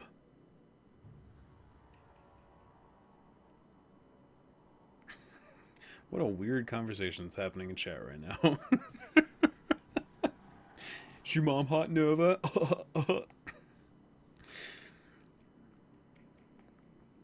So the Ripper takes Sam Watt's liver and this woman's eyes. Any theories? Trophies of some sort, I suppose. Probably of some symbolic significance to the killer. Beyond that, I couldn't speculate. Thought you ran the Redmond franchise in the Pike Place a little far from home? Well, yeah, I don't really mind the change of scenery. The corner for the downtown branch is out on maternity, so I told management that I'd cover for her on this one. Plus, I want this sicko caught. Yeah, thanks, man. Hey, I figured if I helped you out, there's a better chance to get this scumbag off the streets a little sooner. McCloskey wants the Ripper in a cell, sure, but he couldn't care less if it takes another dozen murders. Good luck out there, eh? Speaking of McCloskey, you should probably get going soon, before he shows up. What's up, Jay?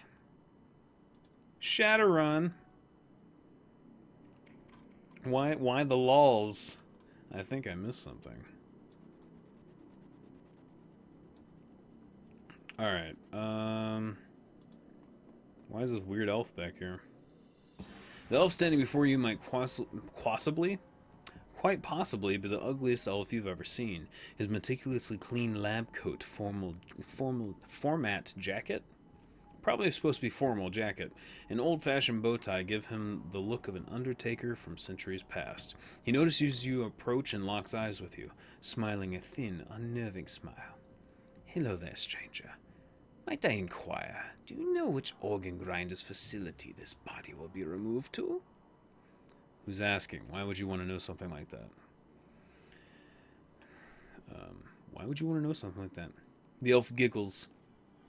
A strange, high-pitched warble you would not expect to emerge from his misshapen face. Oh, just a hobby. Never mind that, though.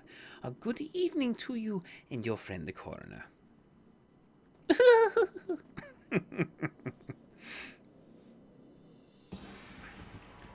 Haven't seen this in forever. Oh yeah? Man, this is some good stuff. I really enjoy this game. Who's this other officer? Plainclothes Lone Star officer before you sports a tacky hat and crooked grin to match. So you're the one who's working for the dead man, eh? McCloskey warned us you might be sniffing around after the Ripper. Lucky for you, I got here before McCloskey. I'm Officer Aguirre. Pleased to meet you. Now, seeing as this crime scene is going nowhere fast, what can I do for you? Well, you can tell me about the murder that took place here. Not much, really. We know it was about 3 hours ago, and we know that her eyes have been surgically removed. Didn't need Dresden to figure that much out.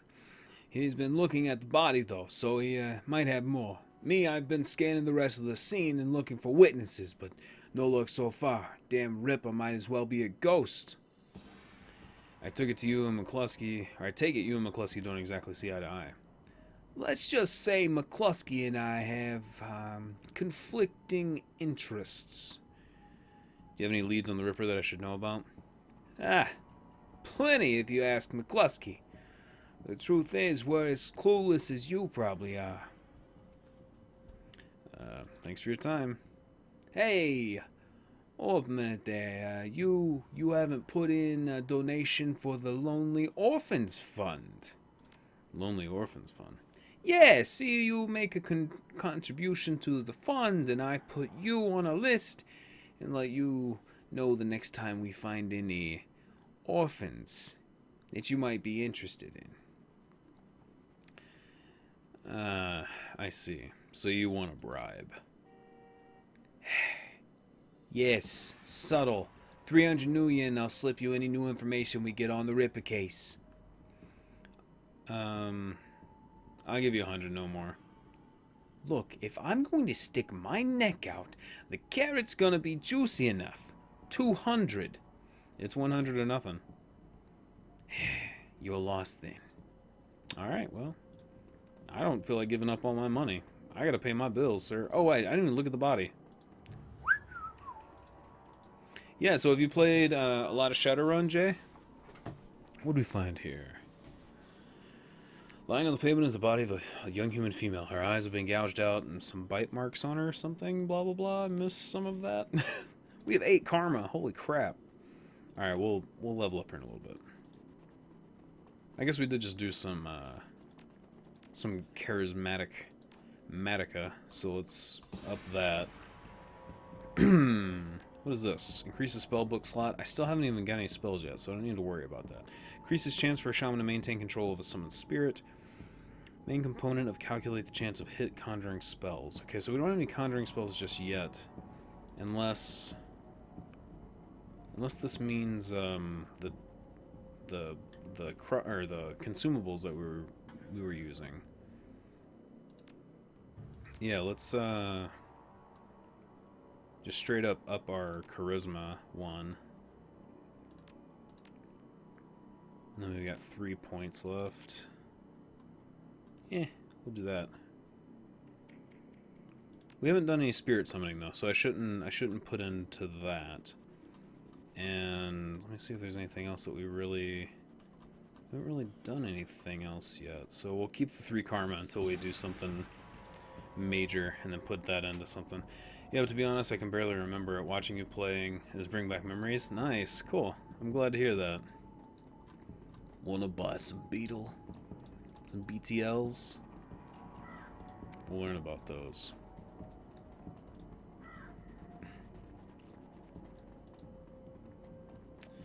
Alright, the Royale. This is where we're headed. What does this guy want?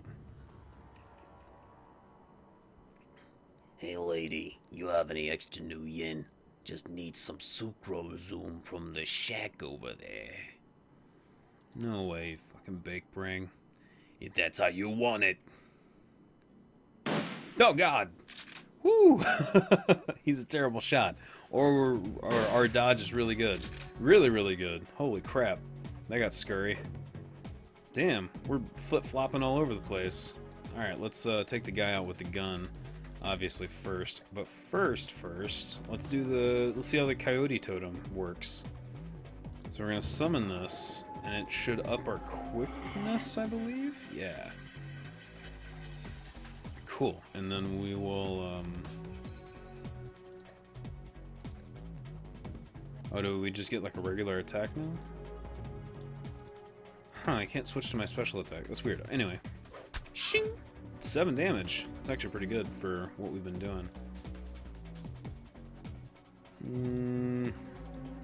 Yeah, might as well just pull out the big guns. Move him over here and then get a straight on shot. Ba-ba-bam! Damn, that guy went down quick.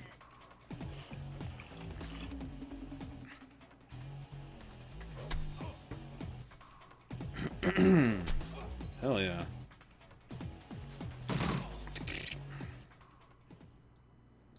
Well, that happened.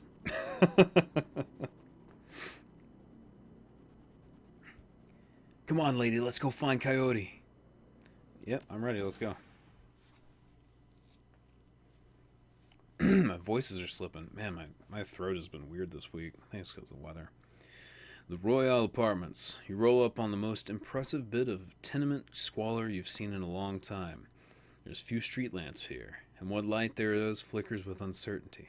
Most of the buildings are damaged and tagged. The smell of old, rotten trash mixed with you don't want to know is overwhelming.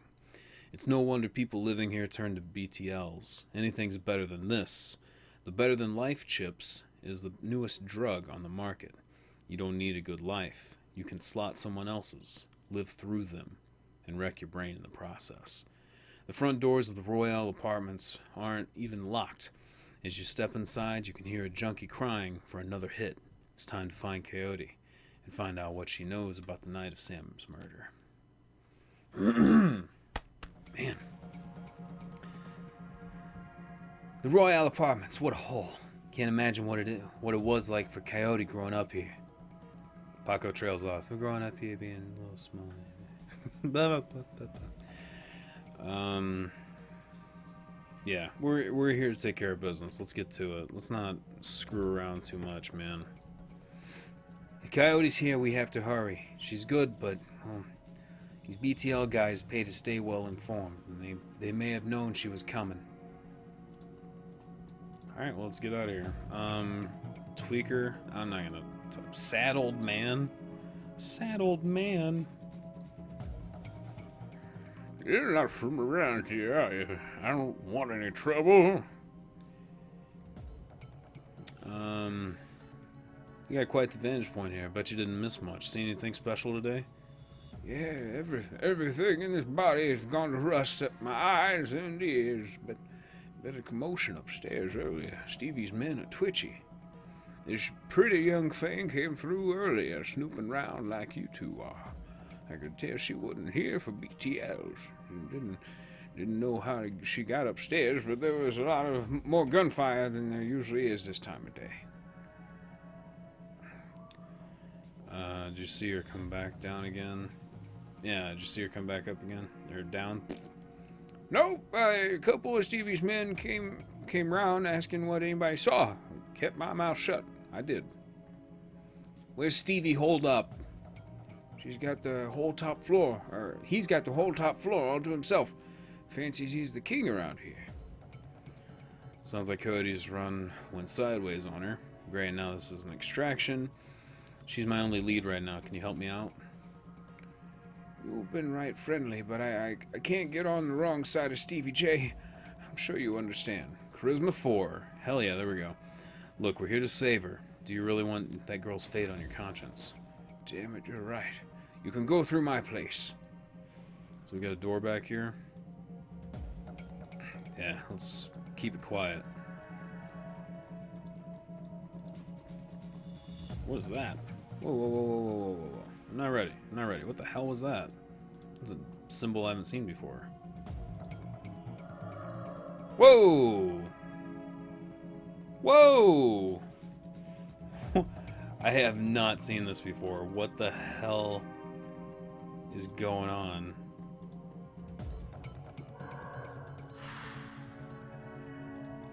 Maybe as a shaman you can summon spirits from things? What the... I am so confused. Where did that woman go?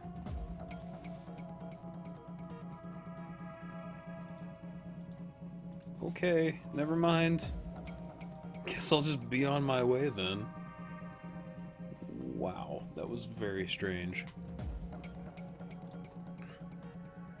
Once we go upstairs, I'm not leaving until I find Coyote or I'm dead. You get it? I get it, let's do this. Stop checking if I want to go where I'm clicking where I want to go. I mean, actually, it's a pretty smart thing to do. I see dead people. Yeah, no kidding. That's exactly what happened. The penthouse suite. Stevie J's penthouse apartment might have been nice at one point in time, classic even. But now it's filled with neon tube lighting, broken down furniture, piles of rubbish, and crates containing who knows what. Still, compared to the rest of what you've seen, it's positively palatial. Palatial? Palladial? I'm not sure. Palladial? Palatial? I don't know. The only thing marrying the penthouse's pseudo-luxury is a woman's cry of pain in the distance, followed by laughter. Someone being tortured for another's pleasure. You step deeper into the apartment. Aw, hell nah. We are gonna save her. We're gonna kill this bastard. Karma 3. So we did get in a fight outside, so we can use that as an excuse to up our combat here. Did we take any damage outside? No, we didn't take any damage. Every time we take damage, I'll throw one in the body. We did knock those guys out pretty good. Critical damage percentage visible. Sounds pretty good. And then, yeah, we have to up our strength to do any more, so there we go. Back to the game. Oh, we're in turn base, so I think maybe we're doing some sneaky sneaks. Go, Paco! We're just getting started. Oh no. Coyote, we're coming for you. Oh, we got some dude over here. This is actually different from last time I played. I didn't have anybody in this back alley here. Interesting. He's still out of line of sight? God dang it.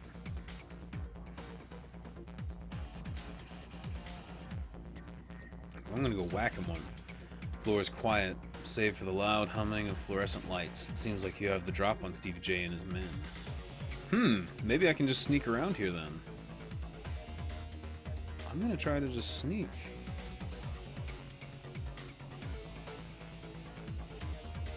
Ooh, doesn't look like he notices us. Oh crap, enemy turn. What? That dog just spit fire.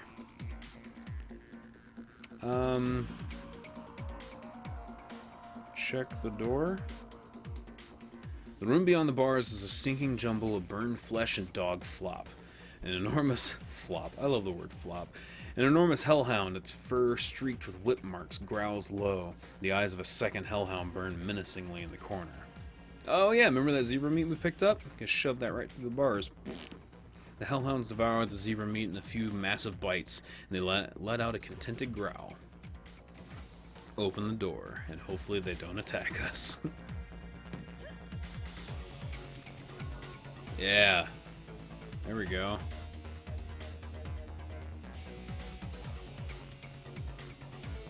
I guess Paco.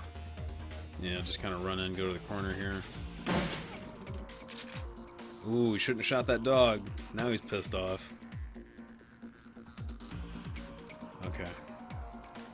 Coyote! Actually, I need to move in closer and cast Coyote, because it'll cast everybody instead of just me. Totem Coyote! Woo! Awesome.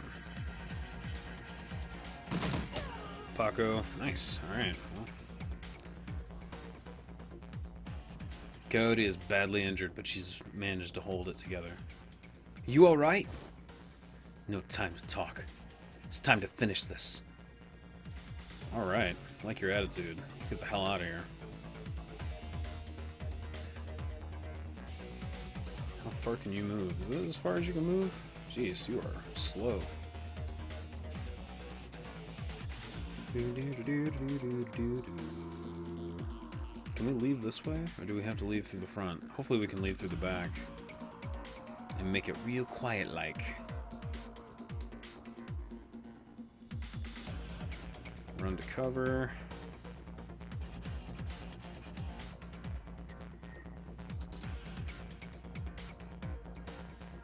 It still says enemy turn, doesn't it?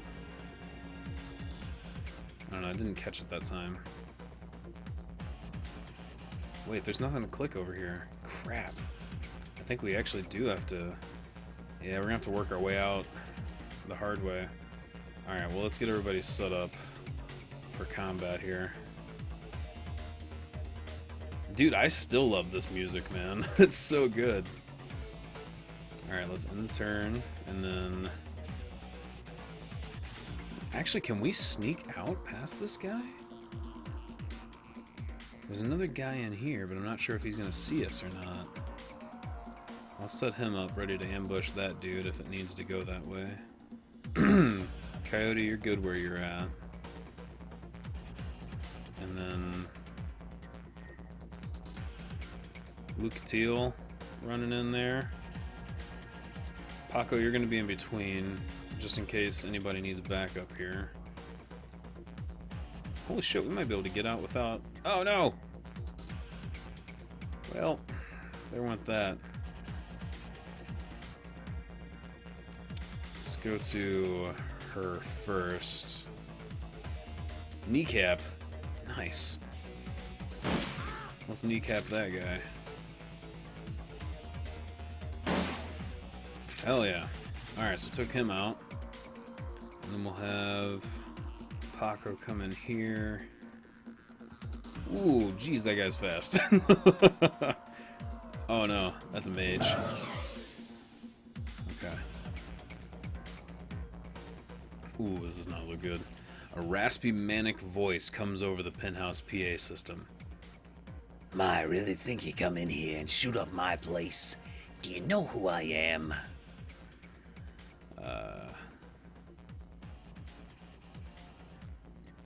You're the guy who needs to shut up. Fair enough. That worked out. Okay. Do I have any grenades? I do have a grenade. Hello. Grenade friends. That's for you. Oh, I missed the throw because I'm not strong enough. Okay.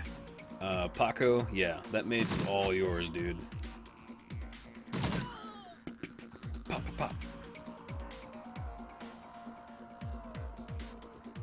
Find some cover. Ow. Yeah, we're definitely gonna have to get our body up after this fight. How's our health looking? Ooh, yeah, that hurt a little bit. I'm gonna heal myself real quick. And then I'm gonna touch this garbage and maybe scare the enemy. Whoa, garbage monster! Whoa! That's awesome! Just summoned a big old garbage monster. Alright, what's this? Confusion. Target enemy switches to your team and you control them. Target enemy? Oh, so you get to charm? Acid stream. Stream of acid that also does ongoing -6 for each round. Alright, yeah, let's do that to this guy because he's the closest. Nice, that's awesome. Okay, and then we'll do spray and pray. We won't get criticals, but he got 2 attacks in. And then I need to reload.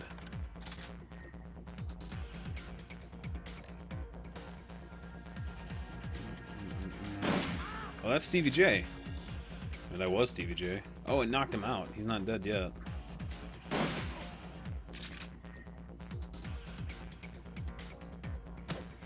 Ow! Douche punched me right in the face. Alright, so now that we've summoned something...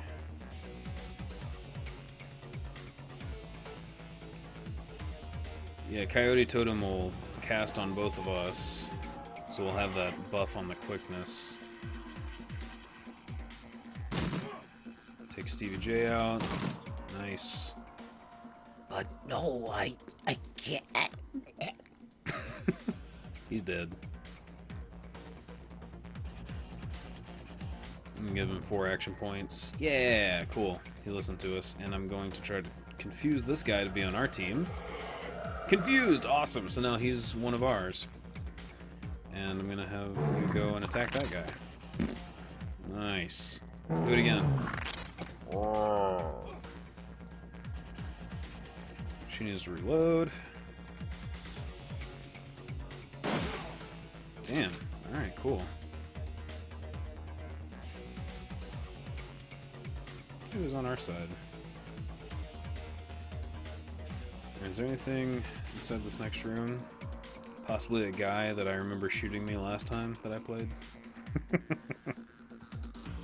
give him 4 action points. Yay. He'll go in here and clear it out. Oh, he's not in here. Maybe that's the guy that was back there, I guess.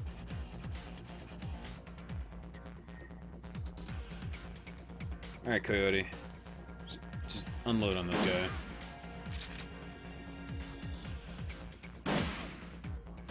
Oh, I thought I'd be able to take him out.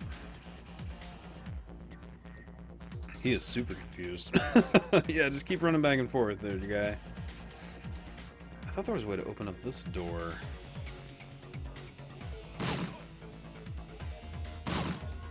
Alright, cool. Killed him. About time you got here, Paco. Who's your friend? Just another professional need to ask questions. Right now, the lady is saving your ass. I'm Lucatil. I'm here to rescue you. I'm Luke Skywalker. I'm saving your ass. I can see that, and I appreciate it. Coyote, we need to get back to Union. Mrs. Kubota has that med lab in the basement. No, I need to finish the other thing I came here for. I need to find something for Mr. Delilah first. A stash of gems. Delilah, I thought you said you'd never do another deal with that man. Look, Paco, I needed an excuse to come back here and settle some debts. Figured I might as well get paid for it. Her voice is strong still, but her body's beginning to shake. Hey, Emma Borg, what's going on, man? Coyote, you need medical attention, forget the job, let's get out of here. Paco, help her back to the Union, I'll find those gems and meet you back there. Come on, Coyote, let's go. Okay, so they're heading back to the Seamstresses Union. We're gonna take a look around, try to find these gems. Anything in this room? Oh, what was that? Oh, this is where Stevie J died. Stevie J's passcodes. Nice. I think there's another room back here. I was watching another streamer, and someone just attempted to swat him. Swat him?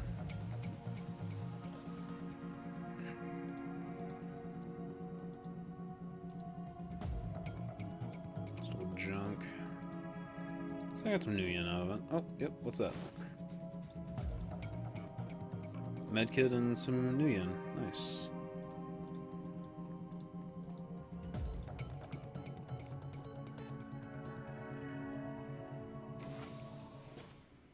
Oh, it's another Hellhound. Damn, that was a big hit. Okay, see if we can just take this thing out. 12 damage.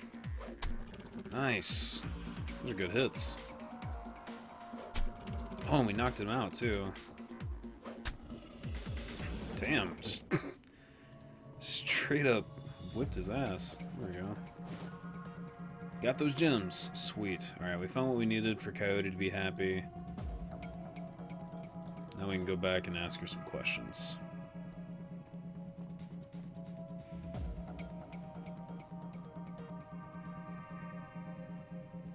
Yeah, I just don't know what swatted means. Turn to Union. Despite Coyote's clear desire to stand on her own 2 feet, Paco needs to help her through the door into the seamstress's union. Heads raised, and the front room of the bar falls strangely silent. Paco stands by her side now, not speaking, his dark eyes flat with fury. Coyote presses a rag to her clawed-up face. She winces, but manages to keep control as her breathes. As she breathes in slow, deep breaths to manage the pain. Taking a closer look, you can see her arm isn't much more than shreds of meat and broken bone held together by tendons and burned skin. It'll be a miracle if she still has it by the end of the night.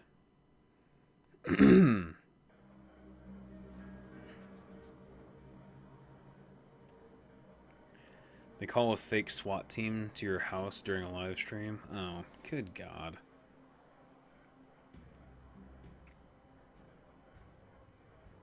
It's so stupid.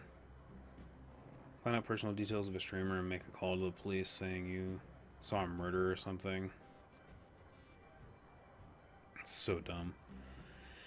Mrs. Kubota is tending bar herself when Paco carries the mangled and bleeding Coyote into the Union. As soon as the boss lady lays eyes on her missing bartender, the place gets quiet, fast. By the time she rounds the bar to meet you, Coyote is the color of wet spackle, and there's something new in her eye, fear. The woman is face down hellhounds, but the sight of Mrs. Kubota has her staring at the floor and mumbling.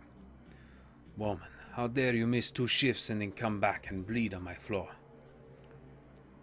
I'm sorry, Miss Kubota. I had a run that went bad. Soka! I can see that. Your arm is a mess. Was this your crusade again? Do not answer. It will only upset me further. You caused me to worry about you, Coyote, and that distracted me from my business. Hi, Miss Kubota. Which is the same voice. Hi, Miss Kubota. My apologies again.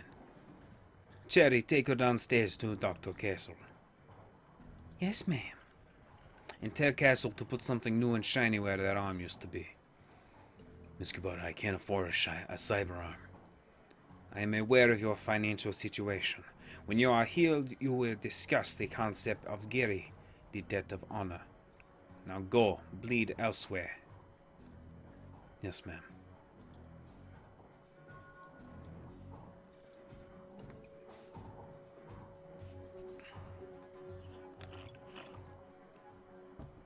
Her anger at Coyote's rashness slowly washes from her eyes and is replaced by tears. She sniffs, wipes them away, and inclines her head to you. Domo arigato, Lucatira. That girl is precious to me. It is not often that we see acts like these in the Barrens. You have performed a great service for my little family, and I welcome you into my home. Consider it yours while your work keeps you here. But we both know that words are mere air. Beyond my thanks, I offer you this remuneration. Please take it as a show of respect. I'm honored. Thank you. You are most welcome, and I offer more than simple lodging. You will find that there is more to the Union than meets the eye. Below is a small facility available exclusively for discriminating independent operatives like yourself. In it, you will find vendors selling the best gear the black market has to offer, a fully equipped cyber dock, and a secure place to rest when the dreck hits the fan, as they say. Place is a safe house, too? Indeed. Normally I require a percentage of the runner's income for the use of the facility, but as I said, you are family now. Consider it on the house. To gain entrance, play GAFFC on the piano.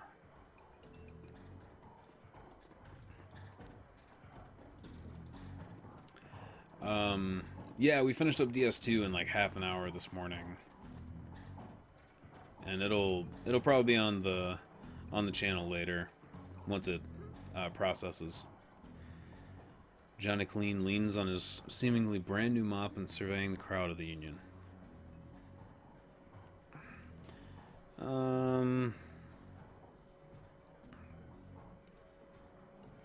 Never mind. Yeah, where's the safe house? We know it's behind the piano, so. Let's go down and check that out. As you slowly peck the notes out on the keyboard, they spark a faint memory of wonder, immediately forgotten as the entire piano slides to the left, revealing a hidden staircase. You descend the stairs into the Union safe house.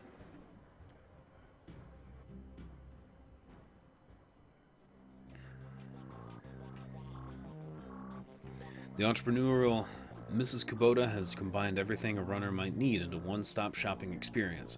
A black market equipment, high-end magical... Okay, I was reading that, but that's fine.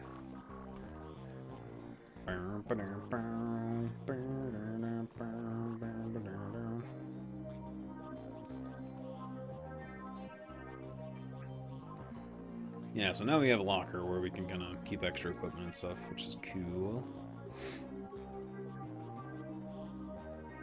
There's Dr. Castle. Make it quick, I need to operate. Thanks for helping me out back there. I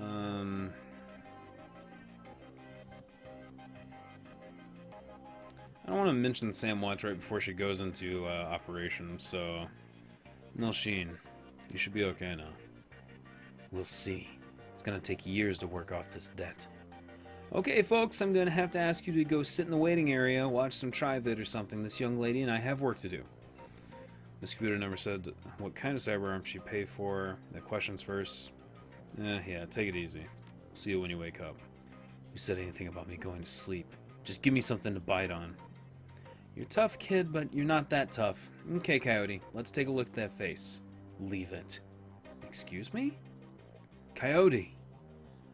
I earned this face by being stupid. Gonna keep it. End story.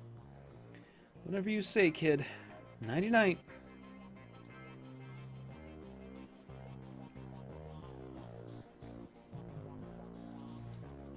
Alright. Later. Coyote looks both better and worse when you saw her last. All the gaping holes are plugged and she's sporting a shiny new cyber arm.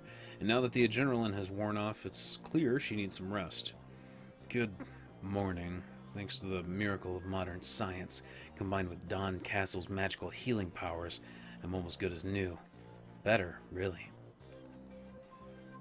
Yeah, can I talk to you a few minutes about Sam? Sam Watts, what about him? Sam's dead. So Nook, have you considered joining the YouTube gaming sponsorship program? Sponsorship program? I haven't even heard about that.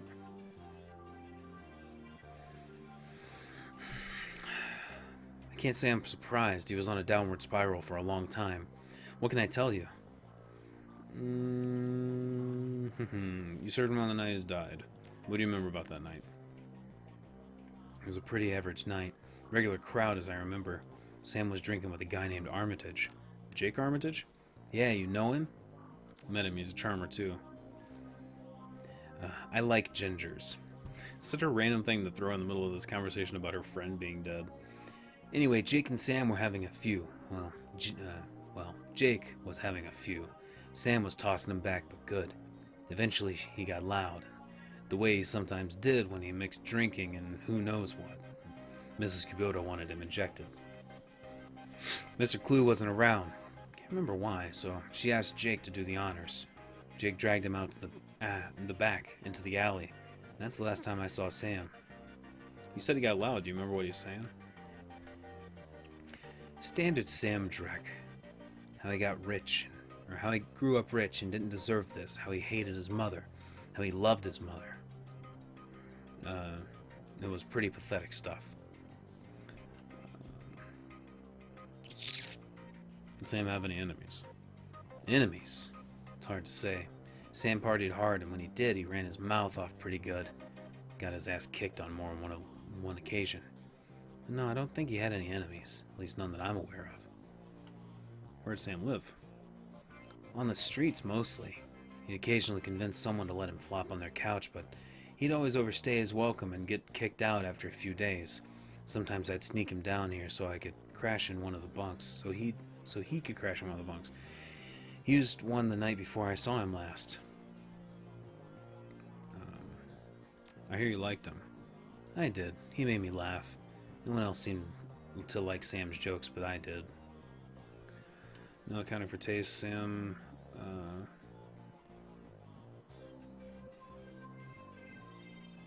Yeah, me too. I liked his jokes. Were you two friends? We ran together. Got it. Guess it was the same way for me, in a way. We drank together. Sam just had a way of charming you. I guess I knew him the best of everyone here. Sorry he's gone. How bad was his drinking? If it was just the drinking, it would have been bad, but Sam wasn't the monogamous type. He dabbled in everything. Booze, chips, drugs. He loved the nitro. Whatever he could get his hands on. It wasn't always like that, but once he got sick, he started using more and more stuff to try and forget about it. Sam was sick? Kind of like subscriptions. You get a button below your stream. People can sponsor you for $4 a month. Really? I was wondering if they were going to do something like that. I mean, yeah, I would totally... I'm going to look into it, now that you've said something. I mean, I don't want people to have to pay for all of my content at all, but, you know, if I can make a living doing this, I really enjoy doing this. Streaming and making the guides and all that. I mean, that's why I have the Patreon, and, yeah, to be able to have that support and have people support you like that, it's pretty cool. So, yeah, I'll probably look into that. But if it's like an exclusive thing where, like, you have to pay to see the streams, I don't know, I'll have to think pretty hard about it. But...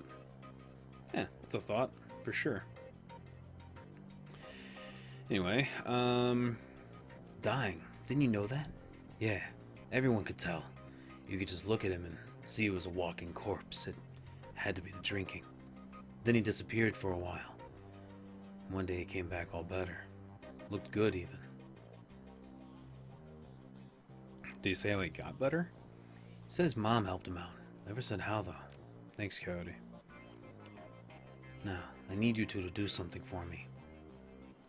I don't even remember his voice now. It's been way too long. What do you need, babe? Babe? What do you need, babe? Hey, you going down there to get a kangaroo? I need you to talk to Mr. Delilah for me about the Royale run. He's usually upstairs. Tell him I didn't get the gems. Maybe I can take another run at it when I recover. I will. But we got the gems. Like, I don't understand why we don't have the option to tell her that we got the gems there. It's weird. If you have to pay to watch the stream, I'm out. I know what? I'm not gonna make anybody pay to watch the stream if it's exclusive. That's what I just said, man. Alright, let's go check out this bunk where Sam was.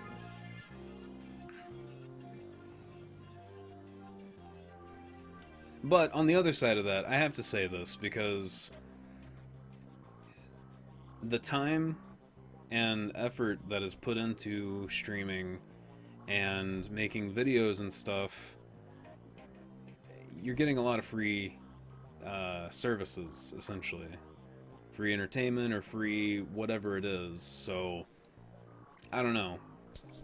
It's just, that's what I have to say about it. I'll just say that. I'll stop there. I don't want to turn this whole stream into that. I actually want to make a video responding to that article that came out recently about subscribers, and you can have 1 million subscribers and be broke and whatever, and like, it's totally true, because, you know, you do a lot of stuff for free and hope people support you for it. Doesn't seem to be any sort of paywall involved. All a sponsor gets is a small custom icon by the name and size of the wrench. Oh yeah? Okay. Well, cool. Yeah, if there isn't like a solid paywall and people can just support you, then yeah, of course I'll sign up for that. Like, I mean, it just kind of makes sense. It'd be nice to have something like that. Anyway, bunk's a mess and reeks of booze. Searching through the sheets, blankets, and pillows, you find an old photograph that has seen a lot to wear. Look at the image of the photo. What's on the photo? The picture of a blonde boy and girl, both about age 14, sitting on a dock on the edge of a lake. They appear to be twins. The boy has his arm tight around the girl's shoulders and is mugging for the camera. The girl is planting a kiss on his cheek while making rabbit ears behind his head with his fingers. Look at the image of the photo. Check the back of the photo. Written in a woman's hand are the words Sam and Jessica. Lake Sammamish State Park, summer 2040. I'm going to take that photo.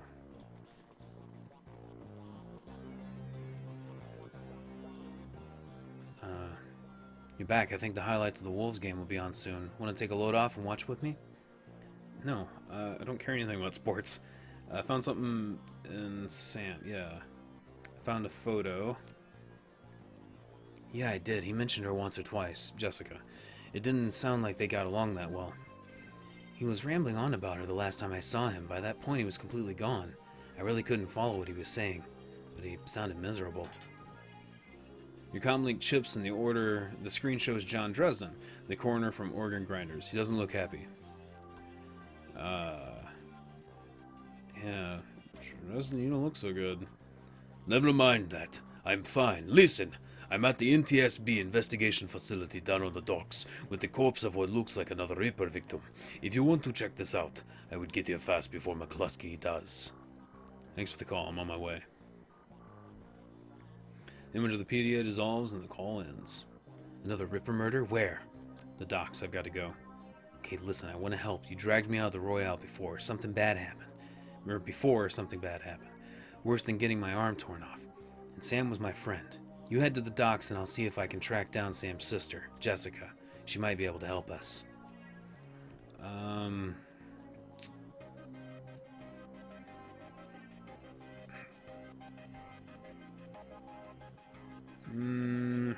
Sure, yeah, I'll take the help.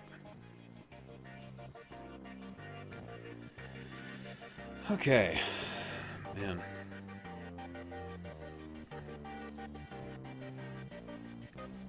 Eric Mersman. Isn't this the guy that sold us the clothes? Yeah. Anything new? Nothing new. What about T.B. Gruberman? Whoa, this guy's intense. Theodore Buster Gruberman is a well-groomed orc dressed with a precision that suggests the straight lines of a military officer's uniform. His hair is cropped short, high and tight, as they say, and the neatness this presents is only compromised by the uneven tusks protruding from his mouth. The other defect in the picture of perfection is the man's cybernetic right arm, which is obvious enough to be noticed, but not so obvious as to ruin the line of his suit. When he speaks, the orc's voice is soft and thoughtful, and he talks carefully in numbers, calibers, ranges, rounds per second, arc of fire, razoring factor, tensile strength, and of course, price. Bunker Buster Gruberman, at your service. Friends call me Buster. I also answer to Sergeant, Sir, and even Theodore on occasion. Anytime you're in the market for firearms, ammunition, or ordnance, I'm your man. How can I help you? Yeah, let me see what you got here. No new melee weapons. How much we got? We got $2,500 to run with. Let's pick up a couple frags. These are actually really nice. Concussion and I think that's it. Just take those. Confirm. Yep, done there. And let's go talk to the dock real quick and get some more med supplies before we head down to the docks. In Shadowrunner circles, the term doctor is often used quite liberally to describe any sawbones with a needle and thread. But in the case of the Union's resident medical expert, nothing could be further from the truth. The safe house boasts a fully equipped medical suite complete with the shamanistic fetishes. Oh my gosh. This is sixth world medicine of the highest caliber. Oh, wait. There's a guy back here that deals with shamans that I didn't talk to at all in my last playthrough. So, we should go talk to him and figure out if he can do anything for us. Anyway. The doctor herself is unassuming sort, perhaps the type that go unnoticed entirely. If not for the sprightly spirit searched, oh my god, perched on her shoulder like her own personal gargoyle, the spirit's burning eyes follow you constantly, even as the doctor's own eyes are buried in her charts. However, she does not look up enough to acknowledge your approach. I'm Dr. Castle. I understand you were instrumental in bringing Coyote back to us. Thank you for that. And I suppose you're the one who patched her up. Impressive work. Thank you. It's a shame you wouldn't let me repair her face, though. I can tell you're surprised to find a full-service medbay under a dive bar in a slump. Don't be. This is a Shadowrunner bar, after all. For a purveyor of cyberware and trauma kits, this is no better place to set up practice. I patch runners up, install and maintain cyberware, and provide medical supplies for their runs. It may not be as mobile as Doc Wagon, but I'm the best thing. I'm the next best thing. Can I help you anything? Okay, so let's take a look at medical supplies. How much do we have? 2209. I believe we've already picked up a trauma kit, which is good. We might need it. But let's go see what we can buy, see if we can get any spells or anything, because we don't have any spells at all. Past the bar, the edges of the safe house become somewhat indistinct due to the magical haze surrounding a particular elf. The man seems only half of this realm, his mind wandering the far horizons of astral space while his body peddles his otherworldly wares. Good evening, young elf, and welcome to this humble home that we call the Union. I am Algernon Halfdream. To ease your way through the sixth world, I offer you the best in magical foci, spells, and fetishes for the conjuring of spirits. Let me see what you have, Algernon. Cool. Mind Wipe. Target ignores all enemies last 2 rounds. Damn. Stun Bolt. Acid Stream. Flamethrower, Mana Bolt.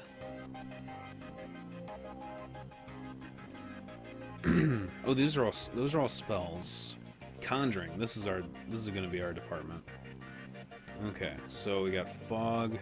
An area effect that reduces the chance of target someone by 15%. An area effect spell that reduces any sound made in it to 0. I wonder if you actually can do like sneak and stealth stuff.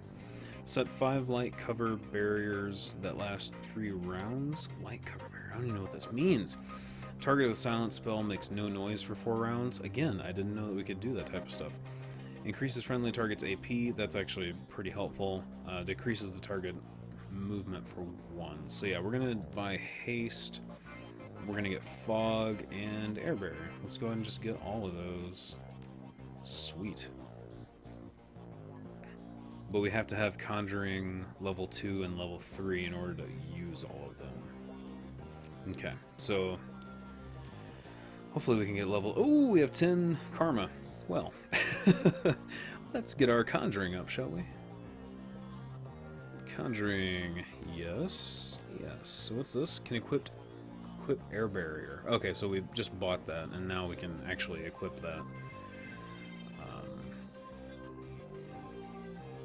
Let's see, the last thing we did was we went and fought and saved... Oh, wait. Yeah, I said I was going to do a body point because it took some damage last time. And I think that's where we have to stop with leveling. We've only got 1 point left. Cool, so we should be able to use some new spells, which would be good. Hopefully those will help us out on our next run.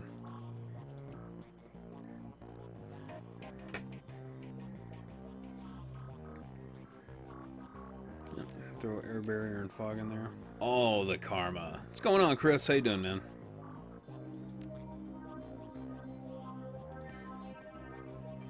Alright, I'm gonna go upstairs and talk to Mr. Delilah about Coyote. Coyote.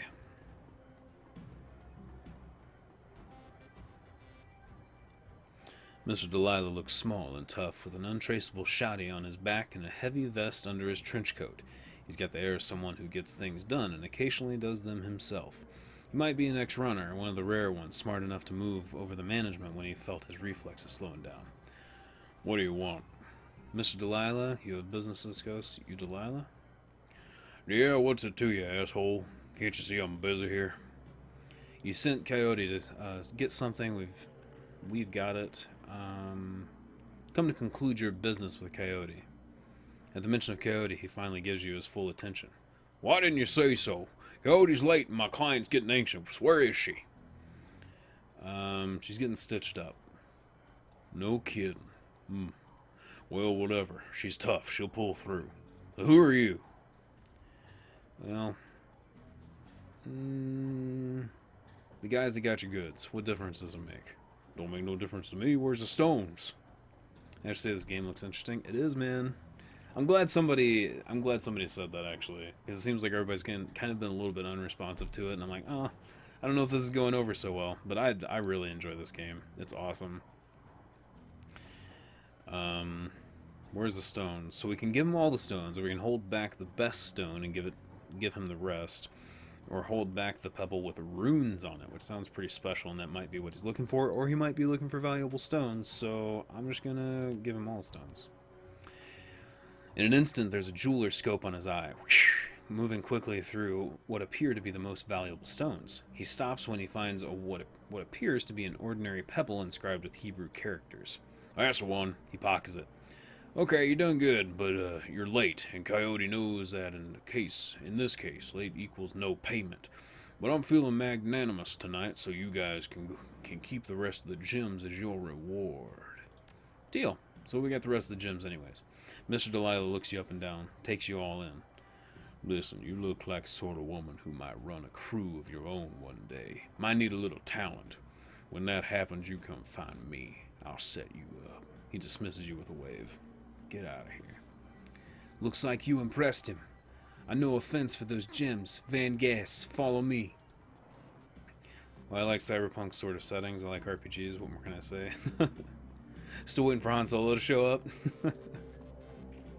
May not be the best game to stream, though. These games are generally slow. It is kind of slow, but I don't know. I enjoy the stories of them.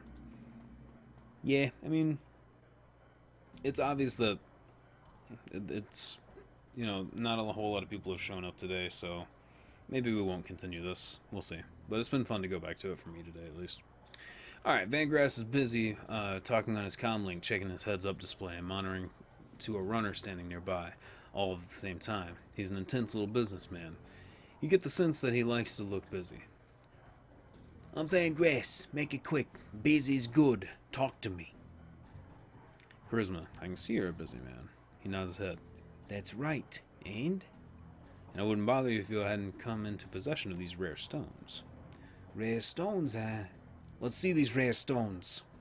You hear the servos of the Van Grass cyber eye whir as a magnifying lens slips into position. He bends his head over the stones for 2 seconds, maybe less. Where'd you get this dreck? A gumball machine? I'll give you 1,000 for them. Thought you said you were a busy man. I am. Why are you wasting our time with this little dance? 1,500 ain't done. You got a deal. Done. Give me a credit stick. Cool. You got $1,500 out of those extra stones, which puts us at a pretty $2,800 right now, or new yen, 2,800 new yen. Sorry, my bad. And we can go ahead and get started on the next mission, but I don't think we're going to have time to finish it. Miss Kubota. How may I be of service?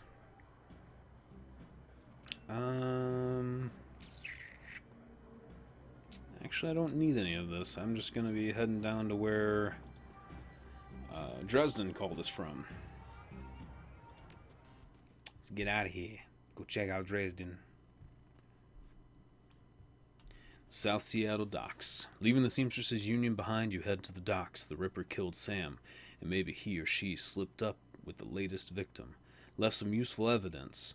Only one way to find out. South Seattle's your typical industrial area. Grit, grime, and gray. The rain doesn't help matters anyway. Layers of dirt mixed with abandoned wooden pallets, repurposed into makeshift furniture for the day workers. Garbage collects in the gutters of the broken down street. Disreputable is the district's middle name.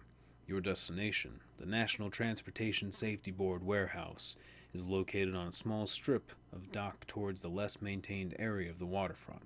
Despite the presence of those who linger in such places, it's quiet as you approach the gate. Just as some genres are way better played than watched. Yeah, I feel you, Ambiborg. I understand exactly what you're saying, man. No offense taken at all. Streetwalker. Hey, you looking for a good time?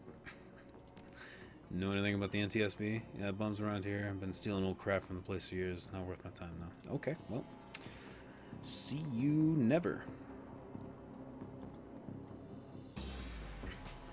The guard looks bored. He toys with his gun, absent-mindedly, like he might shoot something on a whim just to watch it die. Hey, you're about to trespass on corporate property. You looking to get dusted, street scum? Working with the coroner, Bronze. Open the gate. Sure you are. And I'm Lorfweir, the king of dragons. Beat it. But I am. Story of a games you gotta watch from the beginning. I hopped in now and I have no idea who is who and what's going on. Yeah. It's true. Can I... what? Why is this... Is that really all I get? I just got the one chance? Can I make her distract the guard or something? Looking for a good time? $20. Not for me, a friend of mine. I need you to have some fun with the guard by the fence in the corner. Alright, $20, 5-minute distraction. Then I'll get back to work and earn some real new yen. I mean, I could give you more than 20 if you would just want to, like, get rid of him. It's a big gun you have there. Oh boy. Yeah, it seems to be working. What's the freaking plan here? What am I... where am I? How am I supposed to get in here? Or am I just waiting for this to play out?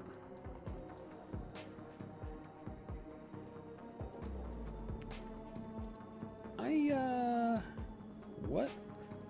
I'm not really sure what to do.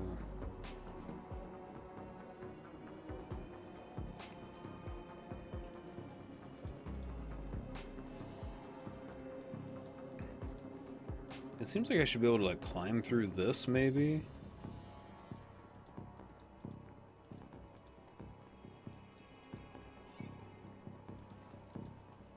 I am just straight up stuck.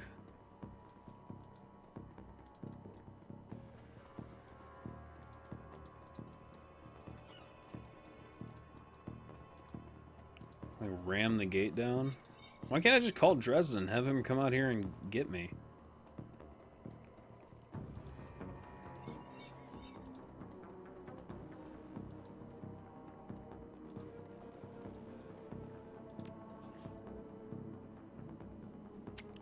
Real helpful. Get to the warehouse. I'd love to.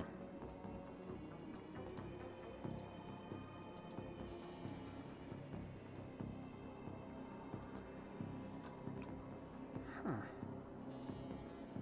Nokia engage Rifts. Huh. I don't think I ever played Rifts or heard of Rifts.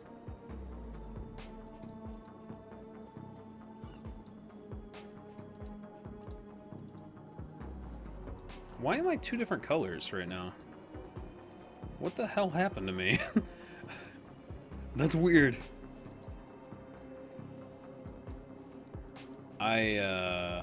Okay. Cool.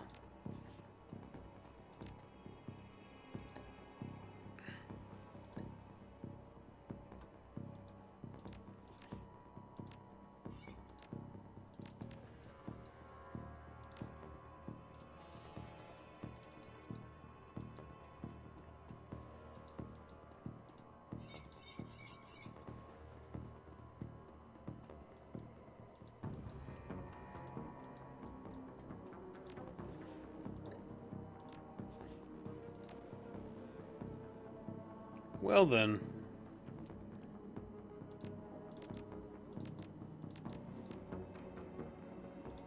Can't like cast any of my spells. I don't have anything in my inventory that would help.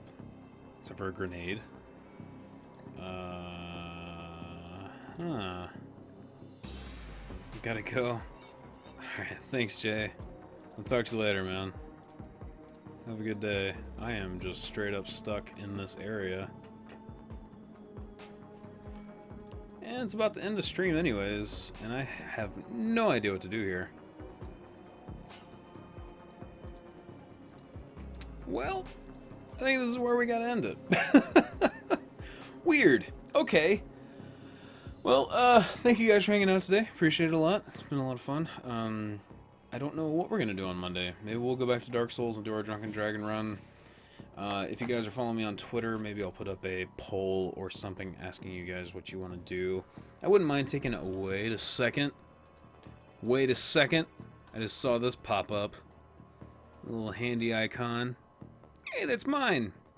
Yeah, whatever. Charisma 3. Yeah, I'll get you some blankets or something. Ha!